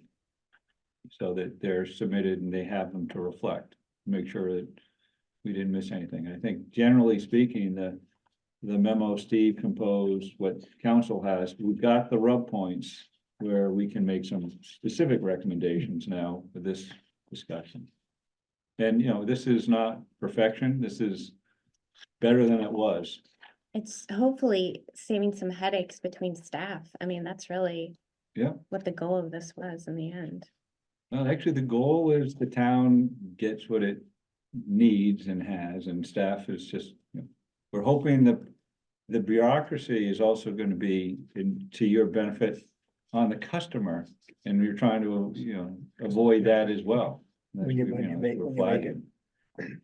Okay, Is there I think, anything more? I see Sven is interested in a motion. okay. I try to word this here, but I want to have an emotion of things we discussed. So, I send we hereby move to. I don't, we want to have a letter, no? Letter from the commission. Is there a motion here? Yeah, so I would move to authorize the chair to prepare a letter to be issued to the planning board on behalf of the Public Works Commission with respect to supporting town council's position on section 2.4.6 with respect to the order of the application process. With respect to section 2.3.2 to add historic character and relevance of a stone wall to that section. With section 2.5.1D to add including work related to retaining walls to it, and section 2.1, correct, the reference to 3.5 to 2.5. Second. That was a very good, Can I comment? Vote, sure. because when you read, you, Yeah. brought up 2.46 as given the order, but it's not really. Hmm? They just listed 1, 2, and 3, but it. Yeah, we are saying in support of that order. But I don't think that's the order that we had decided on. But in fact, that order wasn't recommended. That's not an order. They just listed those in that order. Yeah, but we would support that order, or is it The- not the order we want? Now, the written permit from the Commissioners of Public Works, that's the right-of-way permit. That comes last. That comes last. Yes. Okay, so which order you want? So it'll be, if you're looking at those three, it'll be In the order of what comes public, first? it'll be the joint hearing, which is number 2, 2, right? And then the written approval from planning and the tree warden. is 3, That's number 3 there. and then 1. Then 1, yeah. So I just amend my motion to say is in support of town council. Comment on 2.4.6, we would recommend the order 231. 2, 3, 1, okay. I'll second the revised motion. Okay, we'll do a roll call vote. So, Jim Terry, Aye. Sven Weber, Aye. Dave DeLong, Hi, Jeff Lasser, I, Andrea Solomon, I. Motion passes unanimously. All right, now we get to go to director's report. This is what we really were waiting for. The report on the Whatever we storm. do, we only have 15 minutes for the director's report. But we want to hear all about the storm. So, let's, Aaron, if you can stay up here with us, I'm gonna go through, share screen. Thank you for wrestling through that. well, it was fun.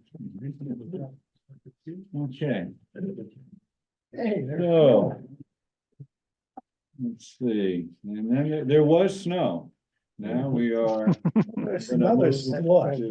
What's next? What's next, exactly? We had every There's precipitation. snow coming again. All right, Aaron, are you good to go? Is your? I am. How long have you been up? How long have I been up? A long time. You can tell them what the crew schedule is. Yeah, so we Yeah. came in yesterday morning, No. Yeah, so for this last event, Okay, well, we had another event. yeah. Yeah. Which would. Yeah, you've forgotten about it, Yeah, yeah. so the event, I Started. don't think I have any photos from. Doesn't matter, they're last just night. interested. So in this last response. night's event started at, well, Chris came in at 6:30.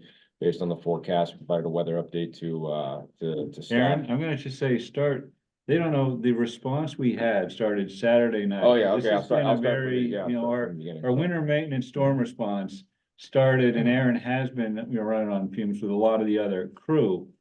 It's kind of what we do, but, you know, the event, I would say, Yes. storm and snow. So is kinda- we've been planning for, we had a discussion Friday, we had a kind of what we call a situational awareness report, something that we run.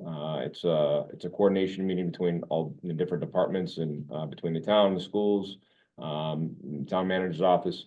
And I provide a weather update, a forecast that I'm seeing, and then, the CPW's plan for response, all the resources that we have available, what we anticipate, for a response plan, and kind of, communication, who's available, and, how to get information and how we're gonna share information. And then from there, other departments are able to provide input on, what they're seeing and what their plans and preparations are, and departments that provide customer service but not involved in the storm can ask questions and ask for additional support from us to them for maybe recreation or library or school department, things like that. So we have that communication ahead of every storm. We had the first event from this week. We started, crews reported in at 7 p.m. on Saturday night. We worked, the overnight. We saw a snow event, heavy snow, upwards of close to a foot of heavy wet snow throughout that event, long duration. crews. We treated, we plowed, continued to plow overnight. Forecast showed that the snow was gonna diminish around 7 PM. We kind of planned for that, and snow picked back up and didn't stop until about 11 PM on Sunday night. So we did a final scrape and push back, and what that is pushing all the snow back to the curb line, clearing intersections, doing that final pass before doing a treatment of the roads, because forecast temperatures were dipping back down to well below freezing in the 20s. And crews, we dismissed crews between 2 AM and 3 AM on Monday morning. We ended up putting crews on kind of what we call a rest period. So Aaron, before that, Yeah. we had our crews were fully available on campus and responding to the storm from Saturday at about 7 PM Yep, and released Monday morning at 2 AM. Oh, correct. That's a duration of that event. And if you all know, as you did your own personal, maintenance around your homes, it just kept going and going. And, when he went in to see the Patriots and came out, it was still Yeah. snowing. yeah. So, And that was a full deployment. We had close to 50 pieces of equipment on the road. This is the first season where we've been fully staffed in public works. We've had a number of vacancies in the last few years, fully staffed this year. Contractors in, able to provide full service for the town. A great, I gotta commend a lot of the new employees for doing, stepping up, getting it done on a long storm, first one of the season. And the supervisors and the staff that are, some of them are new in their roles and training some of the new employees. They did a great job, great job in operation by all. It was a long one and everyone operated at the highest level. So I commend them. Most recent storm, we had a forecast with all this snow, there's forecast for some heavy rains. That was actually going to be starting out because of the temperatures as some snow potentially in the area, some flurries they called for. Transition to heavy rains overnight and temperatures rising well above freezing and, high of mid-50s today. So the concern was, and with also high winds, forecasted winds were in the upper 20s and gusts in the upper 40s, sustained overnight. So we planned for that. We had a coordination call yesterday at about 3:30. I ended up holding all highway and grounds crews overnight, and between 5 and 6, we ended up seeing a pretty good clip in snow come down. And before, within an hour, we had over an inch of snow on all the roadways. So we ended up having to do a de-icing operation and responding to that. Followed by, we saw heavy freezing rain, then rain, very slushy, very hazardous conditions out. Some winds, all the snow load was still on the trees. So as that precipitation kind of continued to build, limbs were failing. Responded to tree down calls and branch down calls overnight, continuing heavy precipitation. And with all that melting that happened, we saw widespread localized flooding in areas. So a lot of flooding in intersections. We saw surging from stormwater infrastructure. So manholes literally being kind of blown off of the rim in different locations, widespread power outages throughout town overnight. So kind of responding to those as needed. And this morning, as people started getting up, they found that their properties were flooded. So well, responding. actually, I'm gonna weigh in, because Public Works is not just the maintenance of the right of way. We have, water sewer operations who are also supporting these. The power outages were affecting the stations. So we were having water supply stations getting knocked out of service, some problems with emergency generators that required responses at 2 AM. Some stations going on, off. So a lot of activity going on, and those are sort of behind the scenes, but that's all kind of what is going on within Public Works. So, kind of setting the table. Last night was an odd combination of response and quiet and response, yeah. but it was, persistent. It was, and this morning we saw as people start to wake up to see, property damage, not a result of necessarily public infrastructure, but their own flooding where they don't see flooding typically in this time of year, and a lot of panic and a lot of phone calls and a lot of response from not just Public Works, but police, fire, CMLP kind of ongoing throughout the day. So providing, trying to provide assistance and guidance where we couldn't provide assistance, right? Because there's a limit of what we can and are allowed to do. So it's been pretty busy, and crews wrapped up. We're watching temperatures tonight. Roads are still wet, and temperatures are going to be 33 degrees around 5 AM. So we're watching it closely. But yeah, that's that in a nutshell. Another good event. Any questions on that? I mean, it takes a huge effort. We are, again, not staffed 24/7. But when these events occur, we operate 24/7 for extended periods of time. And it requires a lot of time, energy, resource management, very important. But any thoughts, questions, comments? Where, That's great. where do crews take a break when they need to take a break? So, in a previous commission meeting, I invited folks to tour the facility, so again, offer that up, wherever they can find a spot is the answer. So, They're typically in their a vehicles. cot on the floor, in the garage, in a conference room, in their vehicle, in a work truck in a garage, in the sign room, in the parts room, in the break room. So there's no like designated There place is for not, them to take a break. unfortunately, no, it's tough, because it's, like Alan said, we're 24/7, so as we try to rotate through and get some people off the road, they might be trying to take a break while another truck is coming in the shop for repair, and now we're running tools, and, Yeah. that rest just turned into like an immediate shot out of the bed, because you hear like, a tool going off, or the air compressor kicking on, and so it's not the best situation, so, So new facilities would help. absolutely. Absolutely. So anyway, great. yeah, I would like to take a tour, actually. I don't know if anyone else is interested in Do it that, but mid-event, it's even more fun. I know, I thought Aaron will about pick showing. you up. Yeah, I just Honestly, walked out. honestly, a Get tour in trouble. either during an event or during a day. We're Okay, very yeah. busy during the day. Be good, you get a good representation of it during the day, so. Yeah. Well, if anyone else wants to join me, we can coordinate with Aaron and see that. I'm just gonna make a comment. Anything that we do, operations at any of the commission, you guys volunteer, put your time and energy in. At your convenience, we'll share, expose you, anything and everything. It's just, that's what we do. And you guys help us, kind of, and we'll see things that we don't. So, it's, that invitation is, stands for all of you.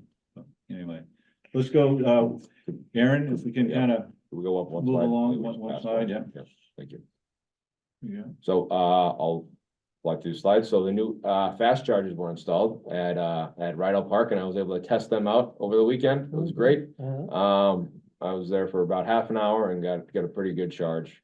So it went from, if I needed to fully charge on that vehicle, which is the Ford Lightning, from about 20 hours to fully charge it if I was to deplete it, down to 2 hours, which is a huge improvement, which is great. So that kind of solves that issue that we've been running into. So I appreciate the support of getting those in. Giroux parking lot, that's a new facility for the town, still kind of put under construction, but the parking lot is substantial completion, so we plowed that to allow people to use that facility as they like. This is a photo right off of Ornac right here. There's a lot of folks were sledding over the weekend on the golf course, and they park on the side street, and this was actually a private tree that fell onto a participant's car and damaged the car that we responded to. So it's not a public shade tree, it's a private tree, but a good representation of what can happen during a storm. We respond to that, we provide assistance, get the tree off the car since it fell into the right of way, and get them on their way. These are some photos of some, these are all cemetery related photos here. So some storm damage you can see. These are a mix of, I typically don't jump a month ahead, but these include some little photos from last month's storm, the December 18th, and then this past weekend as well. So this was last month. See large pine trees that have uprooted and fallen down and snapped. Just some damage there. We're working on replacing some spigots. It sounds like a small thing, but there's a lot of spigots in the cemetery, allow people to come and fill up water jugs to water any plantings they have at any of the lots. So we're working on installing a spigot with a larger handle that makes it easier for folks that have some trouble turning the spigots on. You have to close them off in the winter? We close it and we drain the system. Yeah, okay, because they freeze, right? Absolutely. Right. Work closely with the water department on Yeah. that. And then at the bottom right, that was it's a nice landscape that was done. There was an old fence that was there. We actually removed the fence, cleaned it up, got some vines off of it, nice little project that those crews are working on. Some during and after the storm. So after the storm, we wash all the sanders out. So on the left-hand side, you can see on the top, there's a wash rack that we wash out all the sanders. So get all the sand and the debris out of the sanders to prolong the life of the equipment. On the bottom is kind of the photo of some of the sanders kind of lined up early this morning.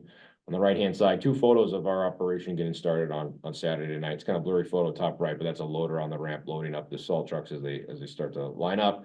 And the bottom is, mobilization as crews get their trucks started, warm up, do the inspections on the trucks, get everything rolling. Some of the fleet support that we do, photo on the left is just an example. There's a motor vehicle accident where a wood chipper actually flipped on its side, and he provided some support, to get that off the truck, get it off the road, open up some traffic, Strawberry Hill Road, actually, last night. You can kind of see the road conditions where the very icy and slushy after that snow accumulated. Photo on the right is one of our large sanders, actually up for replacement, request in the capital plan. You can see some of the corrosion, and it looks like a very small tube, and that's a coolant line. That coolant line cracked, very small component, it's cracked, but it take that truck completely out of service. So that's a part that we had to order. It's been ordered. That truck is hopefully going to be repaired here very soon and back on the road. We have been asked more recently than not to support other departments' fleet vehicles. So this is an example. This is actually the recreation department's van. They had parked at Huntington parking lot. And in a short period of 1 week, a squirrel made a nest under the hood. And you can see, if you look closely, the wiring harnesses, there's wires that are chewed. The photo on the right, that is a stub of a harness with all the wires have been chewed off. And so our mechanics are having to tear this apart and have to rewire, troubleshoot, and get this truck, because it won't start anymore. So we had it towed to our shop, and we've been working on it for about a week, and we have some more work to do to get it running. Where was It's he relatively new. parked? At the Huntington parking lot Don't park. during the fall when the squirrels were putting all their stuff away for the winter. A couple different photos of just some road patching, road repair work that was done recently. You can see some patchwork being done. Plate compactors there in the middle, and on the top left, there's a radar feedback sign. It's actually a combination of the school zone sign that was installed on the road. Those were received as a grant from Mass DOT. Signs were free, but we had to supply the installation and the labor. So we're closely with Highway and Grounds, CMLP, and the facilities group to get those installed and operational. There's 2 of those that just went in. So that's all I have. Right, the bridge across Assabet River in West Concord, Yes, it has all sorts of holes in it already. Pothole, you know, if you find a warm day, that would be, we are patching tomorrow on Main Street, so I'll make sure. Add it on the list. Yeah, after the Thanks for the storms, notification. it does become sort of the cleanup, which takes weeks, because we then have to go do all the. and there's a giant one on Route 2, which is obviously not your responsibility, but right where the railroad tracks go over. That's right. You'll be finding potholes statewide. Yeah, right now. right. Yes. All right, thanks, Thank Andy. Thanks. Very much. Yeah. Sleep. See, We get to rest a bit.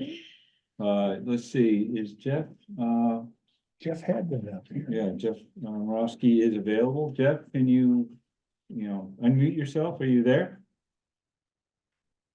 You try unmuting? You're still muted. You sure he's there? Yeah, hold on 1 second. How about now? There we go. Yeah. Gotcha. Okay. I had to press and hold the space bar. Yeah, fair enough. So welcome. If you can just sort of go through the slides you got here. Uh, see? Do you want me to take the lead? I don't know if you have, if you can see what we got or not. I can see some of it, and I know my team had a hand in working together to put the presentation together. Tell you what, I'll take the lead just to kind of move us along if you don't mind, okay? That's okay. All right, excellent. This, kind of in the last season, we've got water sewer crew spending a lot of time doing meter maintenance, repair, replacement activity town-wide. You see someone on the left, the access and locations of these meters are generally not the prime locations of most residents, and there's a lot of crawl spaces and basements and sort of tough areas to have access to, but very important part of the operations. On the right, you see crew responding to something we're really working on. People who, add things to their sewer system that shouldn't otherwise belong. This Laurel Street injector stage, just a small kind of sump, but it collects materials, debris, and these are pumps that you sort of operate and get bound up. And so, these are sorts of routine work where, depending on what people put down their, toilets, it can really kind of wreak havoc as far as the operation and function. So what you have is the crews responding to We have alarm systems, they'll go, they have to pull these pumps out, clean them, you know, untangle them, do all sorts of things. So it's sort of a chronic challenge. Public education awareness helps. We're not alone, but the industry is often plagued with, you know, just materials, rags, you know, elastics, things that can kind of get put in the system. And, you know, people, we just try to be mindful of, you know, you don't want to put that sort of debris into your, you know, your, These, I'm not understanding this. These are pump. so we have, when the gravity system, for the most part, has areas of lower areas that need to be lifted up. And so these are neighborhood pump In the stations. sewer system? In the sewer Okay. system. So you get a neighborhood that drains to one Gotcha. common area, and it's pumped or lifted. It's Gotcha. a lift station through a pump system, so. We have, in part of these areas, we've had a program to upgrade and install emergency generators. We talked about the power outages that were occurring with the limbs and the weather. And we have just upgraded 2 of our neighborhood lift stations to have emergency generators. Oh. So, you know, that's a very positive thing. When the power goes out, previously we'd have to roll a portable generator up, connect it, start it up, and that all is time and energy. So now we'll know remotely that this should automatically switch over to the emergency generator, and operators will see that that has occurred. So, you know, these are all the things during storms that we Yeah, are thinking God. about and, you know, sort of focused on. So, let's see, I think, next slide. Oh, we're gonna go to engineering, but I'm gonna slip ahead to this slide while Steve is coming up. Part of engineering is the stormwater issue. We had a long conversation. We won't repeat that. But I do want to say that for the water and wastewater side, it's important of outreach and what we do to influence. Our message on sort of the infrastructure needs is being heard. We had Congresswoman Trahan come to the town just at the beginning of the week to meet with the town manager and select board. And they invited me along because of the real challenges we have with wastewater, drinking water, PFAS, and that sort of thing. And I was pleased to have, you know, 5-10 minutes to explain to the Congresswoman and her staff, who are really sort of roll up the sleeves, to explain the wastewater capacity constraints to the town of Concord, to say, you know, how, you know, to, you know, sort of accommodate affordable housing, economic growth development, MBTA zoning. You know, we have stresses and pressures that, you know, need to be supported with infrastructure. And I can say the Congresswoman is aware of these issues. We're not alone. But the fact that we got that kind of FaceTime with the Congresswoman, you know, in Concord, just, it does speak to the fact that our message is being heard and registered. And so, you know, that was a real positive, you know, and so just worth sharing that. But Sven, if you want Yeah, to that, if Yeah. I look at your written report about the capacity here, at the wastewater treatment plant. the period average flow compared to last year is significantly higher. Yes. And is there a specific reason why this is so much higher? Yes, the flow variability is driven by significantly, it's seasonal to some degree, but extreme storm events, especially flooding, will have, you know, significant impacts. And we've experienced a lot of flooding over the last couple months. And so as the groundwater rises, and even in the surface water, you know, last night, our pump station right here at Lowell Road, it went from somewhere in maybe 800 gallons per minute to over 1,500, almost double the flow is now going through. And a lot of that, it's going to take about 48 hours and it'll start, you know, tailing off. But we have experienced a concern, Sven, and you didn't do this, but I said, we were talking earlier about basements and flooding. Regrettably, a lot of people don't Pumping realize it that if they take a sump pump and they Yeah. put it into their sanitary sewer, it's now adding to the flow that is very precious for the town and being treated as if it was wastewater at a treatment plant. And that's prohibited, but it's also part of the messaging as far as what can and should go into the sewer system. It's also extraneous flow. Some pumps should not be, they're prohibited from being connected. But we do see an increase in flow that we also attribute to some degree to that, the illicit use of some pumps. And sometimes it's, people don't understand, they move into a house, they don't even know the system's in place. So that's where, you know, education's important. We did a news and notice, Sven, for that very reason, because we saw the flows increasing. Yeah, I saw that. and I thought Dramatically, it's- and that was one of the responses that we had. So, What should they do? What should- some pumps should be going out to the property, out, you know, out, onto the yard. Steve, you know, we talked about stormwater. It's better to just displace it, and you'll see it temporarily, hoses going out onto the yard and going out to waste. Sometimes they'll spill out into the right of way. That can become challenging this time of year, where you can get freezing and then you end up having sort of responses. So it's a part of the stormwater management that we're really trying to get, you know, our arms around, but, you know, should be is not in the sanitary sewer Right. and also not out into the public way when, you know, And there, we have a provision for them to connect to the storm sewer system if there is one available. But we have some controls because you don't want people, say, discharging pollutants and so on, because we have the regulations. There's also no sewer rate revenue for that inflow that's coming into the sewer system. that's correct. It's So- a cost, but. Our limit is the 12 months rolling average or? 12-month rolling average of 1.2 million gallons a day. which is 12-month rolling. close to your And we're getting limit. close. And It was again, this is, September was over. no, that's a daily, I think. Yeah, I think, but Yeah, it's just, 12 months is 1.06. Well, 1.06. yeah, but if you see that the daily goes up. it That's pushes right, the- that's the right. Average up. And this is why we talk about how precious the available capacity is, and the fact that we can even connect people is gonna be dependent on maintaining our permit. And if we exceed that, we end up in a consent order to do things, but also a potential moratorium on any additional connections.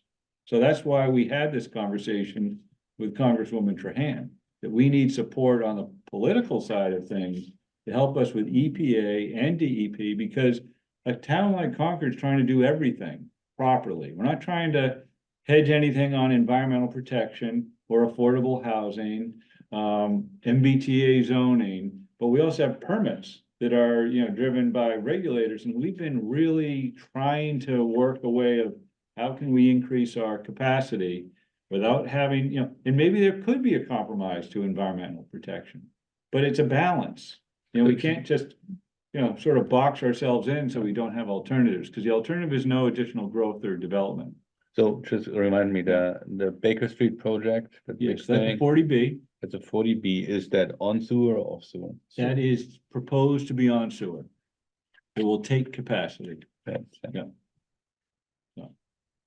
Okay, thanks for the question. Steve, we'll go up to kind of now, beyond, we've talked stormwater, I think, enough. So we want to get to the, Okay, so this is just a caption of the survey results for the transportation study. A study that we kind of taken over to help out planning in the absence of their manager. So I hope you all had the opportunity to do the survey. There were 369 respondents. And Stantec, the consultant, has put a summary of the results, which we have now shared with the Transportation Advisory Committee, so they can review those results, along with the results of the public meeting that we had in November, right? I think it was. And, so after this, these results are assessed and figure out exactly what the public is asking for improvements, we will go back to the consultant and proceed with a study, maybe refine the scope of work that they're doing. But we're still in input gathering mode, so to speak. So this is we are in winter mode for engineering, where we try and put plans together and projects and get bidding out, you know, in the winter and spring. Baker, Cottage, Maine, and then you have Old Bridge and Crest come together here. And there are some issues there with alignments. Our consultant Jacobs engineering has been working on this design. We're trying to realign intersections so that, turning movements are better and smoother. A big change on this plan is the removal of the utility pole. bridge, yeah. Yeah, so that first, the pole is right here Yeah. presently, yeah. And then the realignment of the old bridge and main. So to remove that big sweep, and where Alan has that cursor there, that area will be now be available for doing some landscaping. So we hope we can get this project final design and put into construction sometime this year.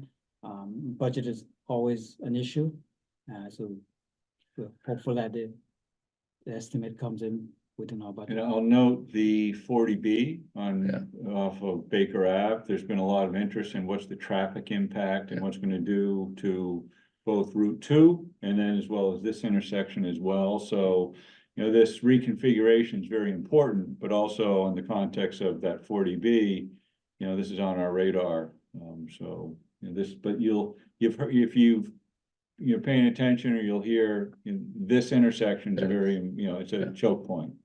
One make mention of, we're trying to keep sidewalks free and clear so that, for the ease of movement of people, but also for maintaining them using the sidewalk snow plow. Right. And so trying to get all of the structures like the mast arms and so on of the sidewalk. It means that we will have to put some of them within, private property. So we're speaking to each abutter to give us the easements. Some of them are more cooperating than others, but we're working on that as well. This is, we wanted to bring this to your attention. This is Lieutenant Mill Road, and which intersects with Silver Hill Pond Road.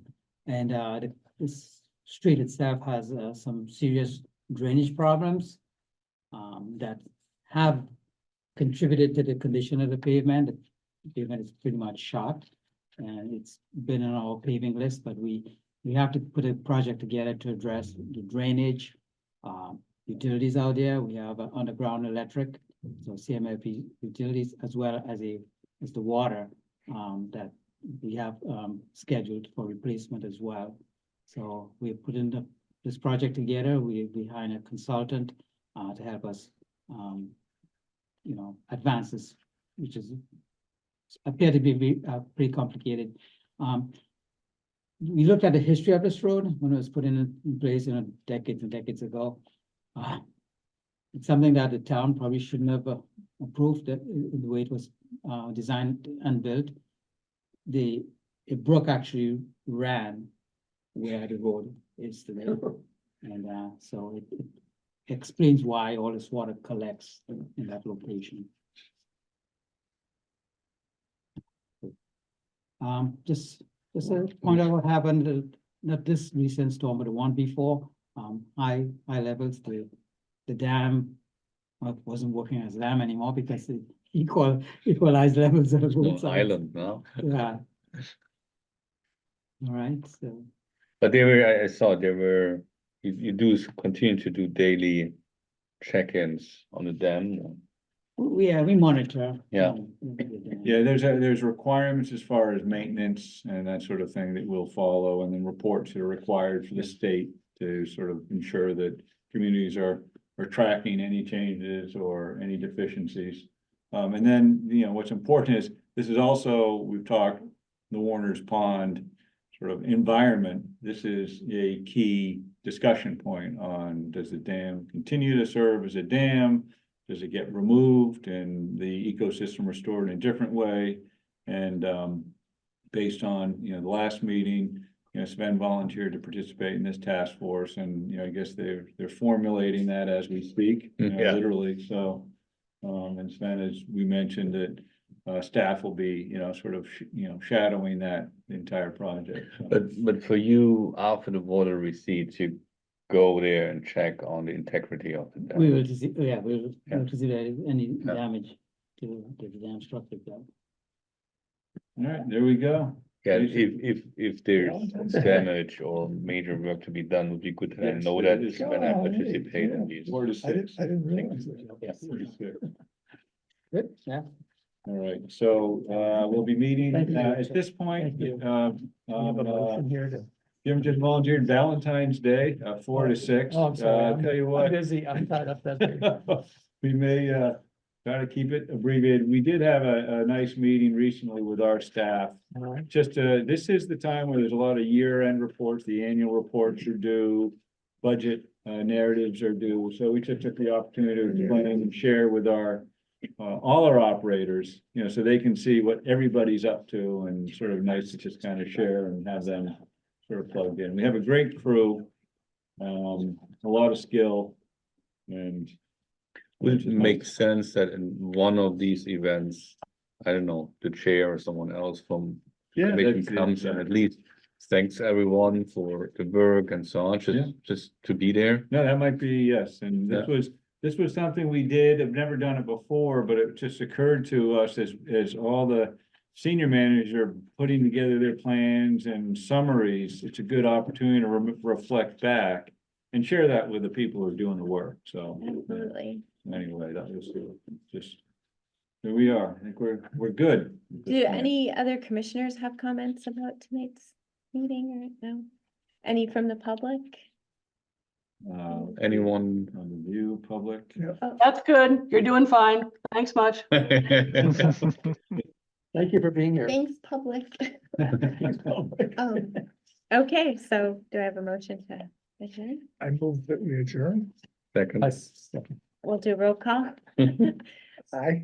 Sven, aye. David, Aye. Jeff, Aye. Andrea, yes, I agree to adjourn. Thank you so much. Thank you. Thanks again. Good work session. Thank you.